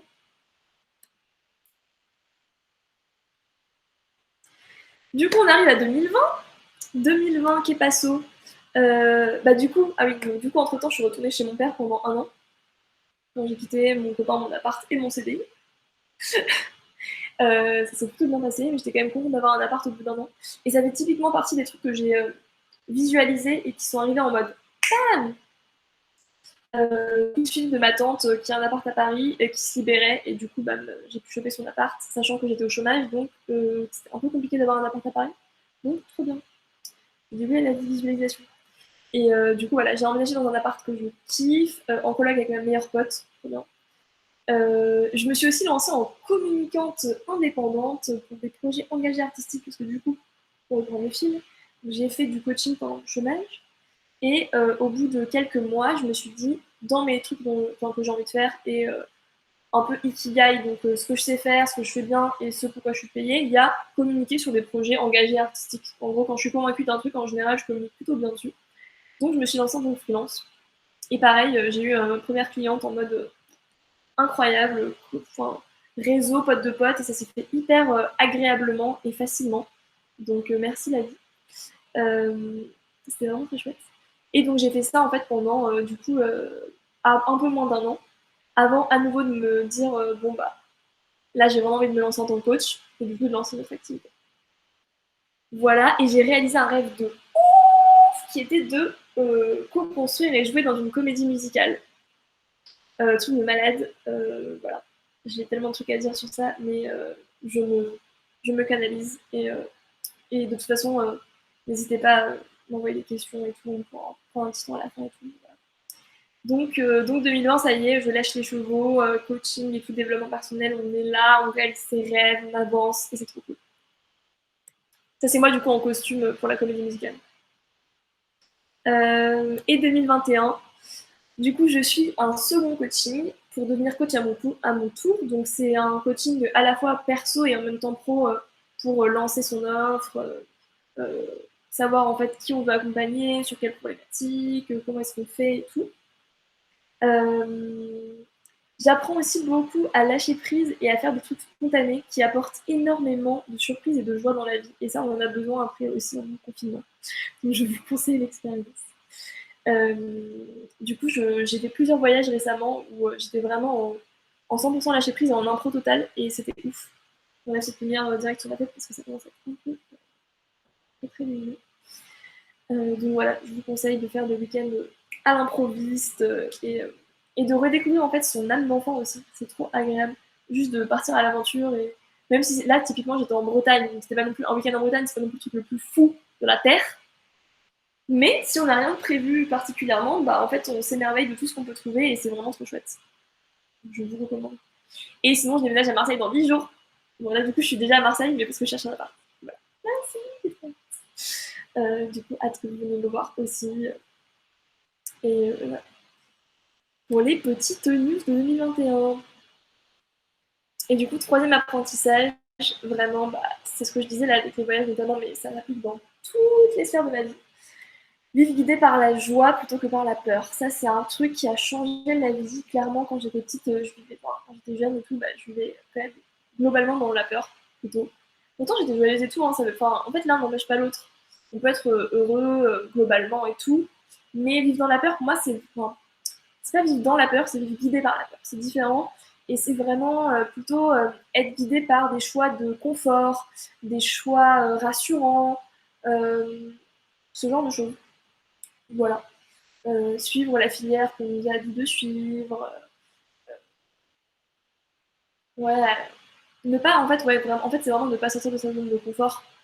Et du coup, ne pas oser aller titiller en fait, les petits désirs qu'on a au fond de nous et qui sont parfois cachés parce qu'on a trop peur d'être déçu en fait, si on échoue ou quoi. Et du coup, en fait, pour moi, être guidé par ça, par la peur d'échouer, et du coup, ne même pas essayer d'ouvrir la boîte à désirs ou la boîte à rêves pour voir ce qu'il y a dedans, bah, c'est vivre plutôt guidé par la peur. Et en fait, du coup, j'essaye vraiment au quotidien d'être guidée par la joie et par mes envies, par l'amour aussi, de ce que je veux faire et tout. Et ça change vraiment la vie. Typiquement, quand je me suis barrée de mon copain, mon appart et mon CDI, j'étais plutôt guidée par l'envie. Parce que si j'avais été guidée par la peur, je serais restée dans tout ça, très clairement. Et en fait, quand j'ai commencé à vivre ma vie en suivant mes envies et ma joie et tout, bah, ça m'a permis en fait d'ouvrir vraiment la porte de mes rêves et de tout ce que je désirais dans la vie. Et ça, c'est ouf. Donc, je recommande l'expérience 5 sur 5 sur TripAdvisor de la vie. Voilà.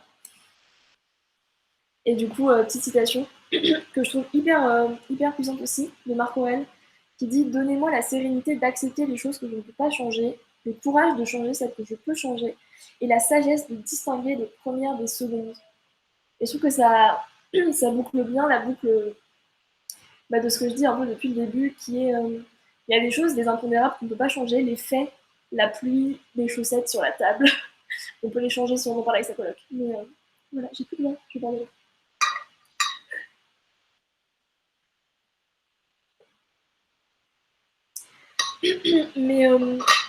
Mais en tout cas, mais oui! Je viens d'acheter cette grosse isotherme, je vis ma meilleure vie, j'ai de l'eau fraîche à Marseille toute la journée, c'est formidable. Je le conseille.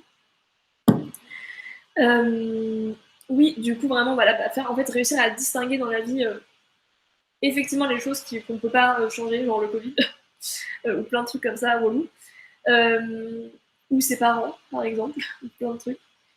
Et aussi se rendre compte de tout ce qu'on peut changer et tout ce qu'on peut faire, nous, pour grandir, aller vers ce qu'on veut vraiment, et, euh, et changer nos pensées, croyances, émotions face aux situations aussi. Il y a Lucie qui me dit qu'elle lui fait penser à une autre citation qu'elle adore, c'est « Je suis le maître de mon destin, je suis le capitaine de mon âme ». Ah, j'adore! Mais oui, je l'ai déjà entendue, mais elle est ouf cette citation. Tu t'aurais dû dire que c'était Watt, on t'aurait cru direct. Elle est partout sur Internet, mais... Ah, yes, t'as raison, c'est ça. Du coup, c'est peut-être Nelson Mandela ou pas du tout? Je sais pas. Je sais pas, mais je sais que j'aime bien. Ouais, elle est ouf. Oh, j'adore. Oh, je vais la mettre dans mes citations bref. Dans la prochaine masterclass. Ah, j'aime trop. Ah, je vais vraiment la mettre sur mon tableau de vision. Merci pour le partage, elle est trop cool. Bah, du coup, voilà, en fait, c'est vraiment ces mots-là. Hein. Qu'est-ce qu'elle dit, Mathilde? Moi, j'aime bien, c'est en se plantant qu'on devient une fleur. Ah, mais j'adore! C'est génial! Mais j'adore! C'est drôle en plus. Ah, mais c'est tout ce que j'aime. Dans ce point qu'on a mis. J'adore. Je vais aussi le mettre sur mon tableau de vision et je vais le chanter à tue-tête toute la journée. Voilà. Formidable. Ben voilà, du coup, vraiment ça, quoi. Se rendre compte en fait, qu'on est maître de notre destin, que notre vie, en fait, c'est la nôtre, qu'on n'en a qu'une. Et ça, on s'en rend bien compte quand on a un cancer. C'est un peu près aussi c'est aussi l'avantage, en fait. Bah, enfin, vraiment, ce que j'en ai ressorti de cette épreuve aussi, c'est vraiment cet amour pour la vie. Et c'est pour ça, en fait, au début, que je disais s'aimer et aimer la vie au point de vouloir se reconnecter à ses rêves et les réaliser.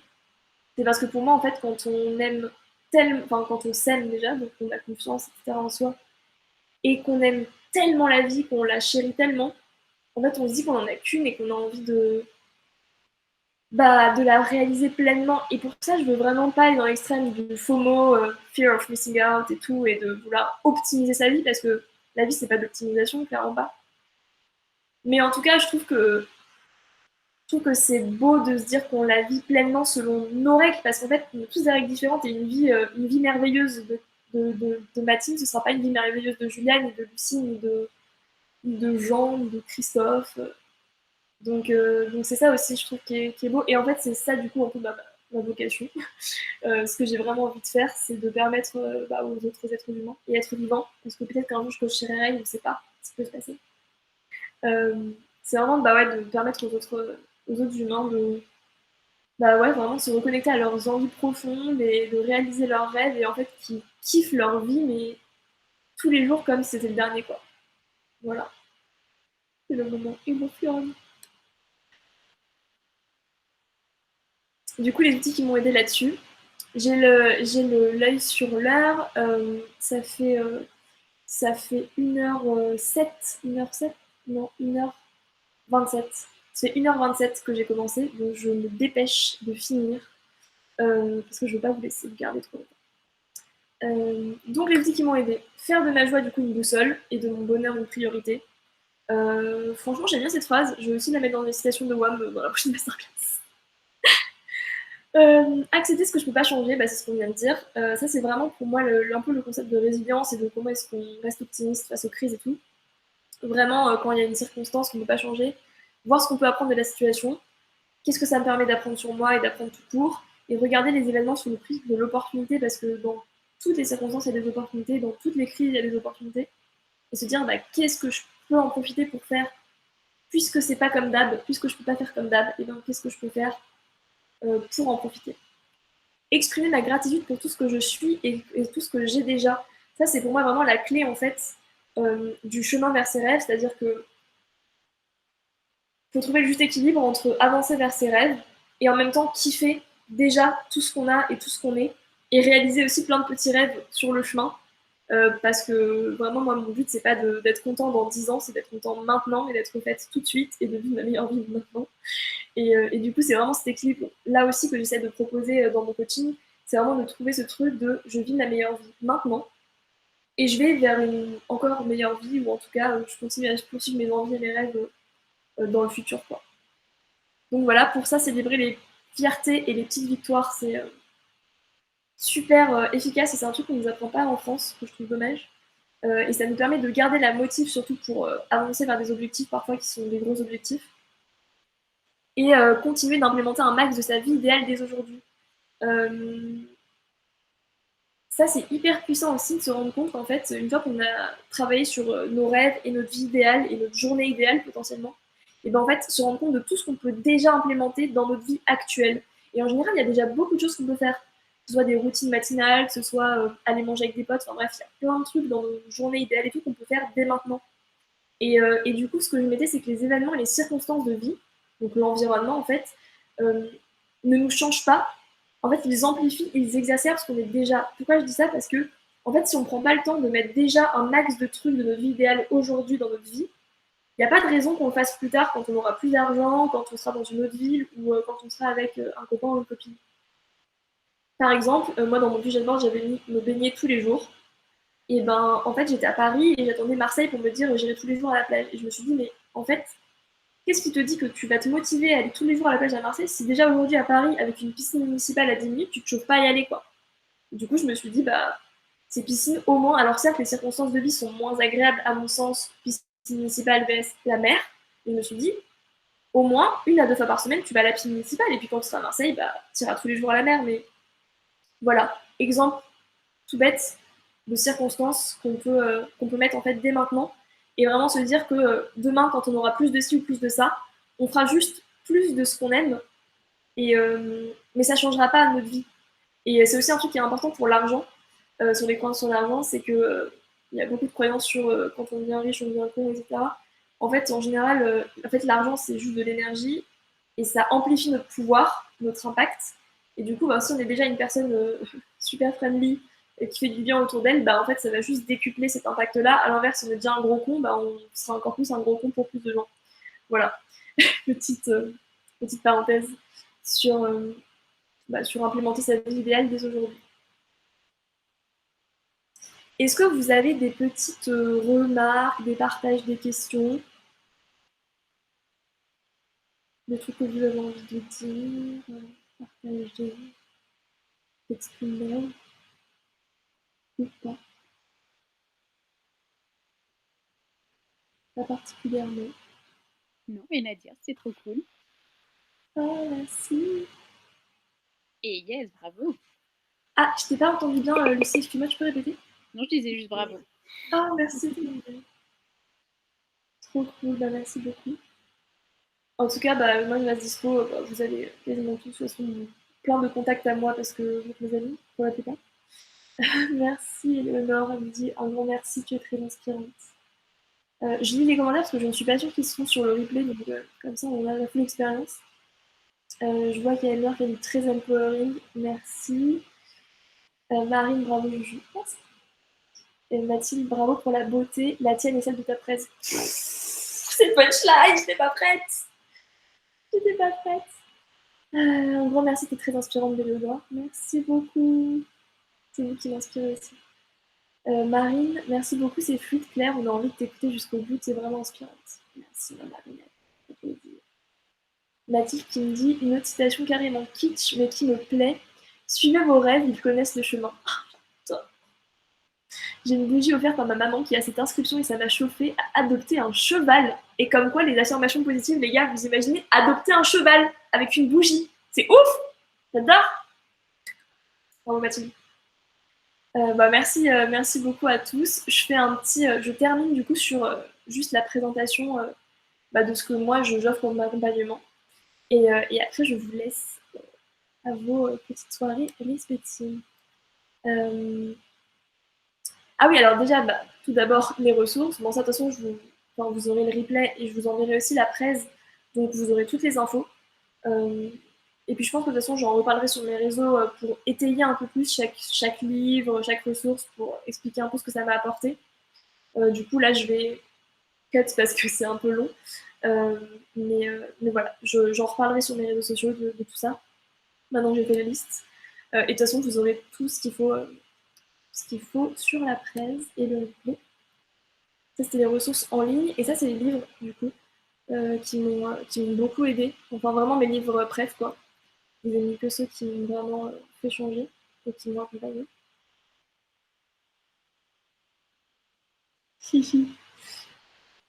Du coup, bah, merci beaucoup. Maintenant, vous n'avez plus qu'à shine bright comme les diamonds que vous êtes déjà. Ces slides auraient dû être à la fin, mais c'est pas grave, parce que c'est la vie. Et du coup, maintenant, qu'est-ce qu'on fait? C'est ça la question. Y a deux options. En gros, où on s'inspire de tout ça, on pioche un peu des ressources et on laisse un peu infuser, ou bien on intègre ces prises de conscience et ces outils au quotidien, comme je l'ai fait, pour transformer sa vie dès aujourd'hui. Et du coup, pour ce faire, je parle de mon programme, le programme Lumineuse, dont la baseline est Shine Bright Like the Diamond You Already Are. Comme je vous disais, vraiment, mon but c'est d'ouvrir votre boîte à rêves et d'y aller. Mais vous êtes déjà tous des diamants, donc Shine Bright. Voilà. Et du coup, c'est vraiment une expérience qui mêle à la fois la profondeur du one-to-one et la puissance du collectif. Et aussi la magie du créatif, parce que du coup, je fais un peu d'art-thérapie aussi, parce que j'adore et que ça m'a beaucoup aidé aussi. Et le but, c'est de vivre la vie de ses rêves en 6 semaines, en mode intense. Du coup, le voyage que je propose, je vous le dis en rapidos, mais c'est vraiment les transformations du coup que je propose. L'étape 1, c'est vraiment l'amour de soi et de la vie. Donc, s'aimer inconditionnellement, se dire qu'on est la personne la plus importante de sa vie et vraiment aimer la vie au point de vouloir réaliser ses rêves. L'étape 2, c'est vraiment sur la confiance et sur l'abondance. Donc, les transformations auxquelles on veut arriver, c'est vraiment j'ai confiance en moi pour exprimer mes besoins, pour réaliser mes rêves, surmonter tous les obstacles. Je crois que je suis naturellement abondant ou abondante et que je mérite le meilleur. Et je trouve ma façon fluide et agréable d'obtenir ce que je désire dans la vie. Donc, je vous en ai parlé très rapidement, mais c'est un peu la façon dont j'ai trouvé mon appart, que j'ai trouvé mon premier job en tant qu'indépendante et tout. En fait, je me suis rendu compte que moi, c'était le réseau. Et qu'en fait, en parlant autour de moi, il y avait des opportunités de ouf qui venaient. Et que ça pouvait être vraiment facile et agréable de trouver des trucs qui sont censés être durs à trouver. Parce que juste, j'ai trouvé ma façon à moi et c'est très individuel. Et j'essaie de. Je vous apprends vraiment à trouver la vôtre. Donc, je vous le dis en mode c'est facile, c'est sympa. Et du coup, la joie et la paix. Du coup, le but, c'est de faire tout ça vraiment à la fois dans l'enthousiasme et en même temps dans la sérénité. Donc, les transformations qu'on apporte, c'est vraiment se sentir en paix avec ses décisions. Ces décisions, elles sont guidées par mes valeurs, par la joie et par l'amour. Vraiment, je chemine avec enthousiasme et sérénité vers ma vie rêvée et j'apprécie le chemin en pratiquant la gratitude pour ce que je suis déjà et en célébrant chaque petite victoire. Donc ça, c'est vraiment l'essence de mon programme et des transformations que je propose. Pour ce faire, du coup, concrètement, sur les 6 semaines, en fait, il y a un événement par semaine. C'est ou un coaching individuel d'une heure et demie, ou bien c'est un cercle d'humains humaines, cercle de parole. Donc c'est à la fois des discussions, des tours de table et sur des sujets du coup quand même un petit peu guidés et il y a parfois des moments où on fait des petits exercices en solo et après on partage aux autres. Voilà, ça se passe comme ça en 1 heure et demie. Et au milieu il y a un atelier d'art-thérapie du coup sur l'autoportrait. Le but c'est un peu à mi-parcours de se représenter. Je dis ça parce que ça peut être avec de la peinture, de la sculpture, enfin c'est assez open, du collage, ce qu'on veut. Et le but, c'est vraiment de s'auto-représenter son soi actuel et son soi idéal, ou en tout cas son soi qu'on veut devenir. Voilà. Qu'est-ce qu'il y a d'autre? Il y a un groupe WhatsApp lumineuse, du coup, de soutien et d'accompagnement et de partage de ressources et tout au long des 6 semaines. Il y a aussi un groupe Facebook, du coup, où je mettrai vraiment toutes les personnes qui ont suivi mes programmes. Donc ça va commencer déjà avec le cercle des femmes formidables que j'ai créé à titre personnel.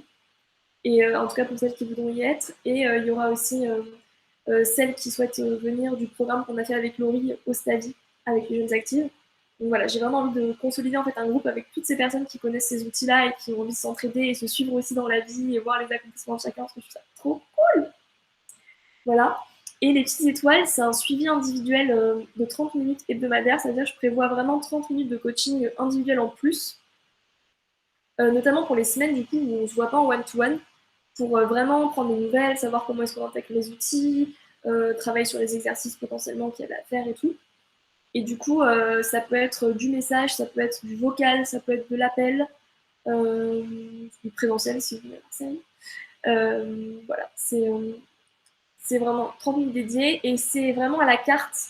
Donc c'est ça aussi le but, c'est que vous l'utilisez quand vous en avez besoin. Donc par exemple, s'il y a 2 semaines pendant lesquelles en fait on se voit et ça va bien et il n'y a pas trop de...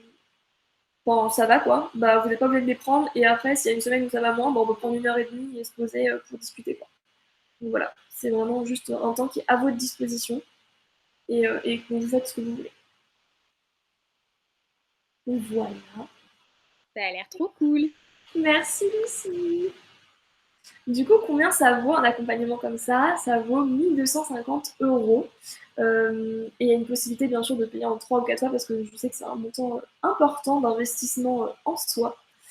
Du coup, je récapitule un peu les grandes lignes du programme. Voilà, c'est vraiment du coup 6 semaines de coaching à la fois individuel et collectif. Enfin, du coup, par mon expérience du coaching, j'ai trouvé vraiment que il y avait d'autant plus de transformation qu'on fasse du collectif et de l'individuel en même temps, enfin parallèlement. Le but, c'est de se reconnecter à soi-même, de reconquérir son pouvoir, de libérer son plein potentiel, être enfin 100% soi et authentique, et trouver sa façon d'avancer avec joie et fluidité, comme je vous disais, et bien sûr réaliser ses rêves. Du coup, ce prix, il inclut tout ce que je vous ai dit juste avant, et c'est un prix que j'ai défini, enfin j'ai mis du temps à définir. Il y a à la fois, d'abord j'ai essayé de partir d'un prix vraiment intuitif sur en fait quelle valeur pour moi ça a tout ça, ces transformations et ces ateliers. Et ensuite, j'ai découpé sur les formats d'ateliers que je propose et j'ai aussi compté en fait tous les temps invisibles de ce travail, donc toutes les préparations de séances de coaching, les préparations d'ateliers, les comptes rendus, etc. Parce qu'il y a des comptes rendus à chaque séance de coaching parce que moi je trouve que c'est hyper aidant en fait d'être juste là en réflexion sur soi-même et en partage et d'être pas avoir à prendre de notes et tout. Donc tout ça pour dire que voilà, ça me permet de me payer à peu près 50 € de l'heure, ce que je trouve pas mal pour commencer en tant que coach. Euh, et voilà, je suis full transparente sur le prix parce que je sais que c'est en coaching, c'est souvent des prix importants et on comprend pas toujours pourquoi en fait. Et du coup, je trouve ça important d'expliquer à quoi ça correspond et ce que ça nous permet de gagner derrière. Voilà, donc ça c'est mon programme disponible. Et pour terminer, pour de vrai cette fois-ci, c'est des petites annonces en avant-première. Donc tout d'abord, première annonce, je lance ça y est mon premier cercle d'humains humaines sur le thème de l'abondance le mercredi 23 juin. Voilà, donc j'ai trop hâte et du coup vous pouvez dès à présent m'envoyer un message si vous souhaitez participer à ce cercle d'humains sur l'abondance le mercredi 23 juin. J'ai même pas mis l'horaire, mais du coup, je regarderai. Je pense que ce sera en soirée pour que tout le monde soit dispo. Euh, mais limite, je verrai, je pense, avec les participants pour trouver un horaire qui convient à tous et à toutes. Donc voilà, trop hâte de lancer ça. Et deuxième annonce, en septembre, du coup, je lance mon programme Lumineuse, donc toujours le même programme, mais en version exploration de 3 mois. En gros, mon but, c'est de le faire déjà en 6 semaines. En fait, à la base, c'était un programme de 3 mois que j'ai créé. Et je me suis dit, j'aimerais en faire une version vraiment punchy, intense de 6 semaines pour le tester, faire aussi un prix plus abordable parce que le 3 mois de coaching, ça peut être aussi plus cher, normal. Et, euh, et du coup, voilà, faire vraiment un premier prix, une première offre condensée en test and learn, et du coup, de pouvoir aussi avoir des vrais premiers clients que je chouchoute de ouf et tout, et desquels aussi je peux avoir pas mal de retours, et du coup, pour améliorer le programme, et ensuite en faire une version plus exploratrice, de 3 mois, plus complète. Et du coup, je lance ça en septembre. Donc voilà, si pareil, N'hésitez pas, si vous voulez plus d'infos, à m'envoyer des messages et j'en parlerai, de toute façon je communiquerai dessus, sur Instagram. Du coup, voilà mes petits services de coaching en bref pour transformer vos vies. Donc pour commencer, il y a le cercle d'humain sur l'abondance le mercredi 23 juin, ça coûte 35 € par personne. Il y a 7 places. En fait, à chaque fois, il y a 7 places parce que je me suis rendu compte que, du coup, j'ai testé pas mal de formats d'animation, de cercle de parole, d'ateliers, etc. Et je trouve que le coaching collectif, au-delà de 7 personnes, c'est vraiment compliqué et ça prend beaucoup de temps. En fait, il y a beaucoup de temps d'écoute, mais moins de temps de partage et je trouve ça un peu frustrant. En tout cas, c'est vraiment basé sur mon expérience à moi. Je trouve que 7 personnes, c'est bien et qu'au-delà, en fait, c'est trop. Donc, j'ai choisi de mettre 7 personnes. Donc il y a cette place pour le mercredi 23 juin pour le premier cercle. Ensuite, du coup, il y a mon programme de 6 semaines en mode intense qui commence du coup dès que vous vous inscrivez globalement. Où il y a aussi cette place parce que du coup pour les ateliers je peux pas prendre plus de 7 personnes en même temps. Le but étant que, j'ai pas précisé, mais que les ateliers collectifs on puisse accueillir des personnes de l'extérieur du programme. En fait, les ateliers, mon but, c'est de les ouvrir à tous, et de façon à ce que les personnes qui sont dans le programme se connaissent, mais connaissent aussi d'autres personnes. Voilà, donc on verra comment ça se goupille. Mais par exemple, si j'ai 5 personnes sur le programme, je vais 2 places en plus pour des personnes en one-shot sur des cercles qui les intéressent selon les thèmes, selon l'humeur et tout. Donc voilà. Et du coup, le dernier format, c'est la version lumineuse exploration en 3 mois. Il y a aussi cette place. Et du coup, vous pouvez réserver une séance découverte qui est offerte sur ma page Insta, dans mon lien en bio. Il y a des créneaux en fait que je mets toutes les semaines pour les séances découvertes. J'en ai déjà fait 6 pour l'instant. C'était trop chouette et j'ai beaucoup appris et j'ai pu avoir plein de retours et du coup elle est encore mieux qu'au début, donc foncez si ça vous intéresse. Et, et voilà, et si vous voulez réserver du coup une place pour le cercle d'humains humaine ou le programme version 6 semaines, vous m'envoyez un message. Voilà, c'est en découverte en bio. Et qu'est-ce que je voulais dire d'autre? Ah oui, et que si jamais vous voulez pré-réserver ou avoir plus d'infos sur la version 3 mois, n'hésitez pas aussi à me poser des questions, à m'envoyer des messages, je suis dispo.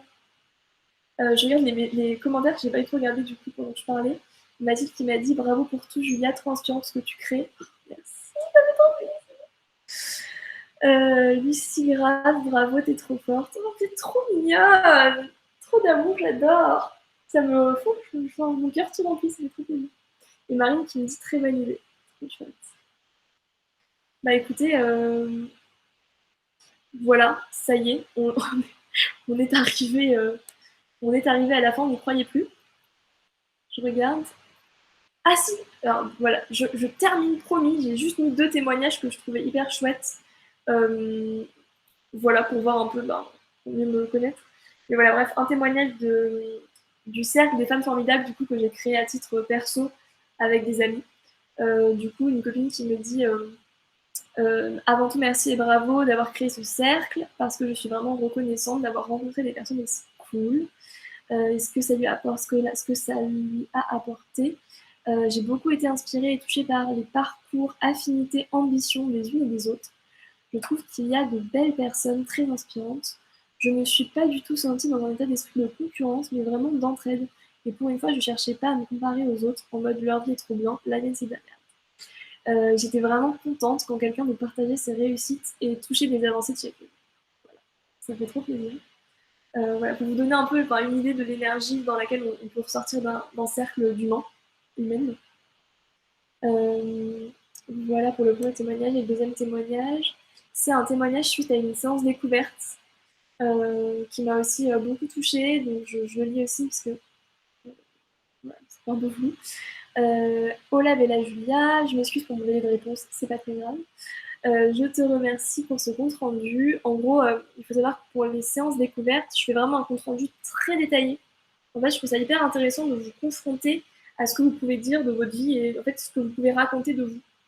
Et du coup, je fais vraiment un compte rendu quasi mot à mot, en tout cas avec beaucoup de verbatim, pour que vous vous rendez compte en fait, de la façon dont vous exprimez sur votre vie, quoi. Je trouve ça hyper passionnant. Bref, tout ça pour expliquer le fait qu'elle me parlait de ce compte rendu, parce que c'est un gros compte rendu, particulièrement sur la séance découverte. Donc voilà, ça résonne beaucoup en ce moment, et en relisant ces mots quelques jours après notre conversation, ça me semble toujours aussi cohérent pour moi. C'est un don d'arriver à permettre de faire émerger la clarté et la vision pour comprendre qu'on n'a pas à subir sa vie et tu l'as. Oh, un très très grand merci pour nos échanges. Je te souhaite une belle journée. Bisous. Voilà, ça vous donne aussi un petit aperçu de la séance découverte. Comment est-ce qu'on peut se sentir après. Voilà, c'est les deux petits témoignages sur lesquels on termine cette Human Class. Merci du coup, je peux remettre la slide. Merci, je peux remettre la slide de fin qui n'était pas à la fin. Pour clôturer tout ça. Merci beaucoup à vous, franchement, d'être là, ça me fait trop plaisir. Je suis hyper touchée que vous soyez libérés une soirée pour écouter tout ça. Franchement, ça me fait trop plaisir de partager tout ça avec vous. Merci beaucoup, je vous laisse à vos soirées respectives. On continue à échanger par message et je vous fais plein de bisous. Trop de love de Mathilde. Trop de love, plein de cœur à vous, plein d'amour. Bravo, bravo de Mathilde, merci beaucoup. Et de l'autre Mathilde, merci pour cette bulle de bonnes vibes. Écoutez quand vous voulez. Je suis pour les bonnes vibes. Éléonore qui me dit merci, tu es rayonnante. Merci à vous, franchement, partager tout ça et voir aussi vos réactions et vos visages et tout, ça me remplit de joie et je me sens à ma place. Donc vraiment merci à vous. Sans quoi tout ça ne serait pas possible. Allez, c'est très dur de dire au revoir, mais je vous quitte. Moi je vais aller manger, ça va être bien aussi. Bye bye tout le monde, love. Bye bye Mathilde. Salut du coup Mathilde, Lucie, Marine, Anna, tout le monde, Éléonore. Salut, à bientôt. Bonne fin de soirée à tous.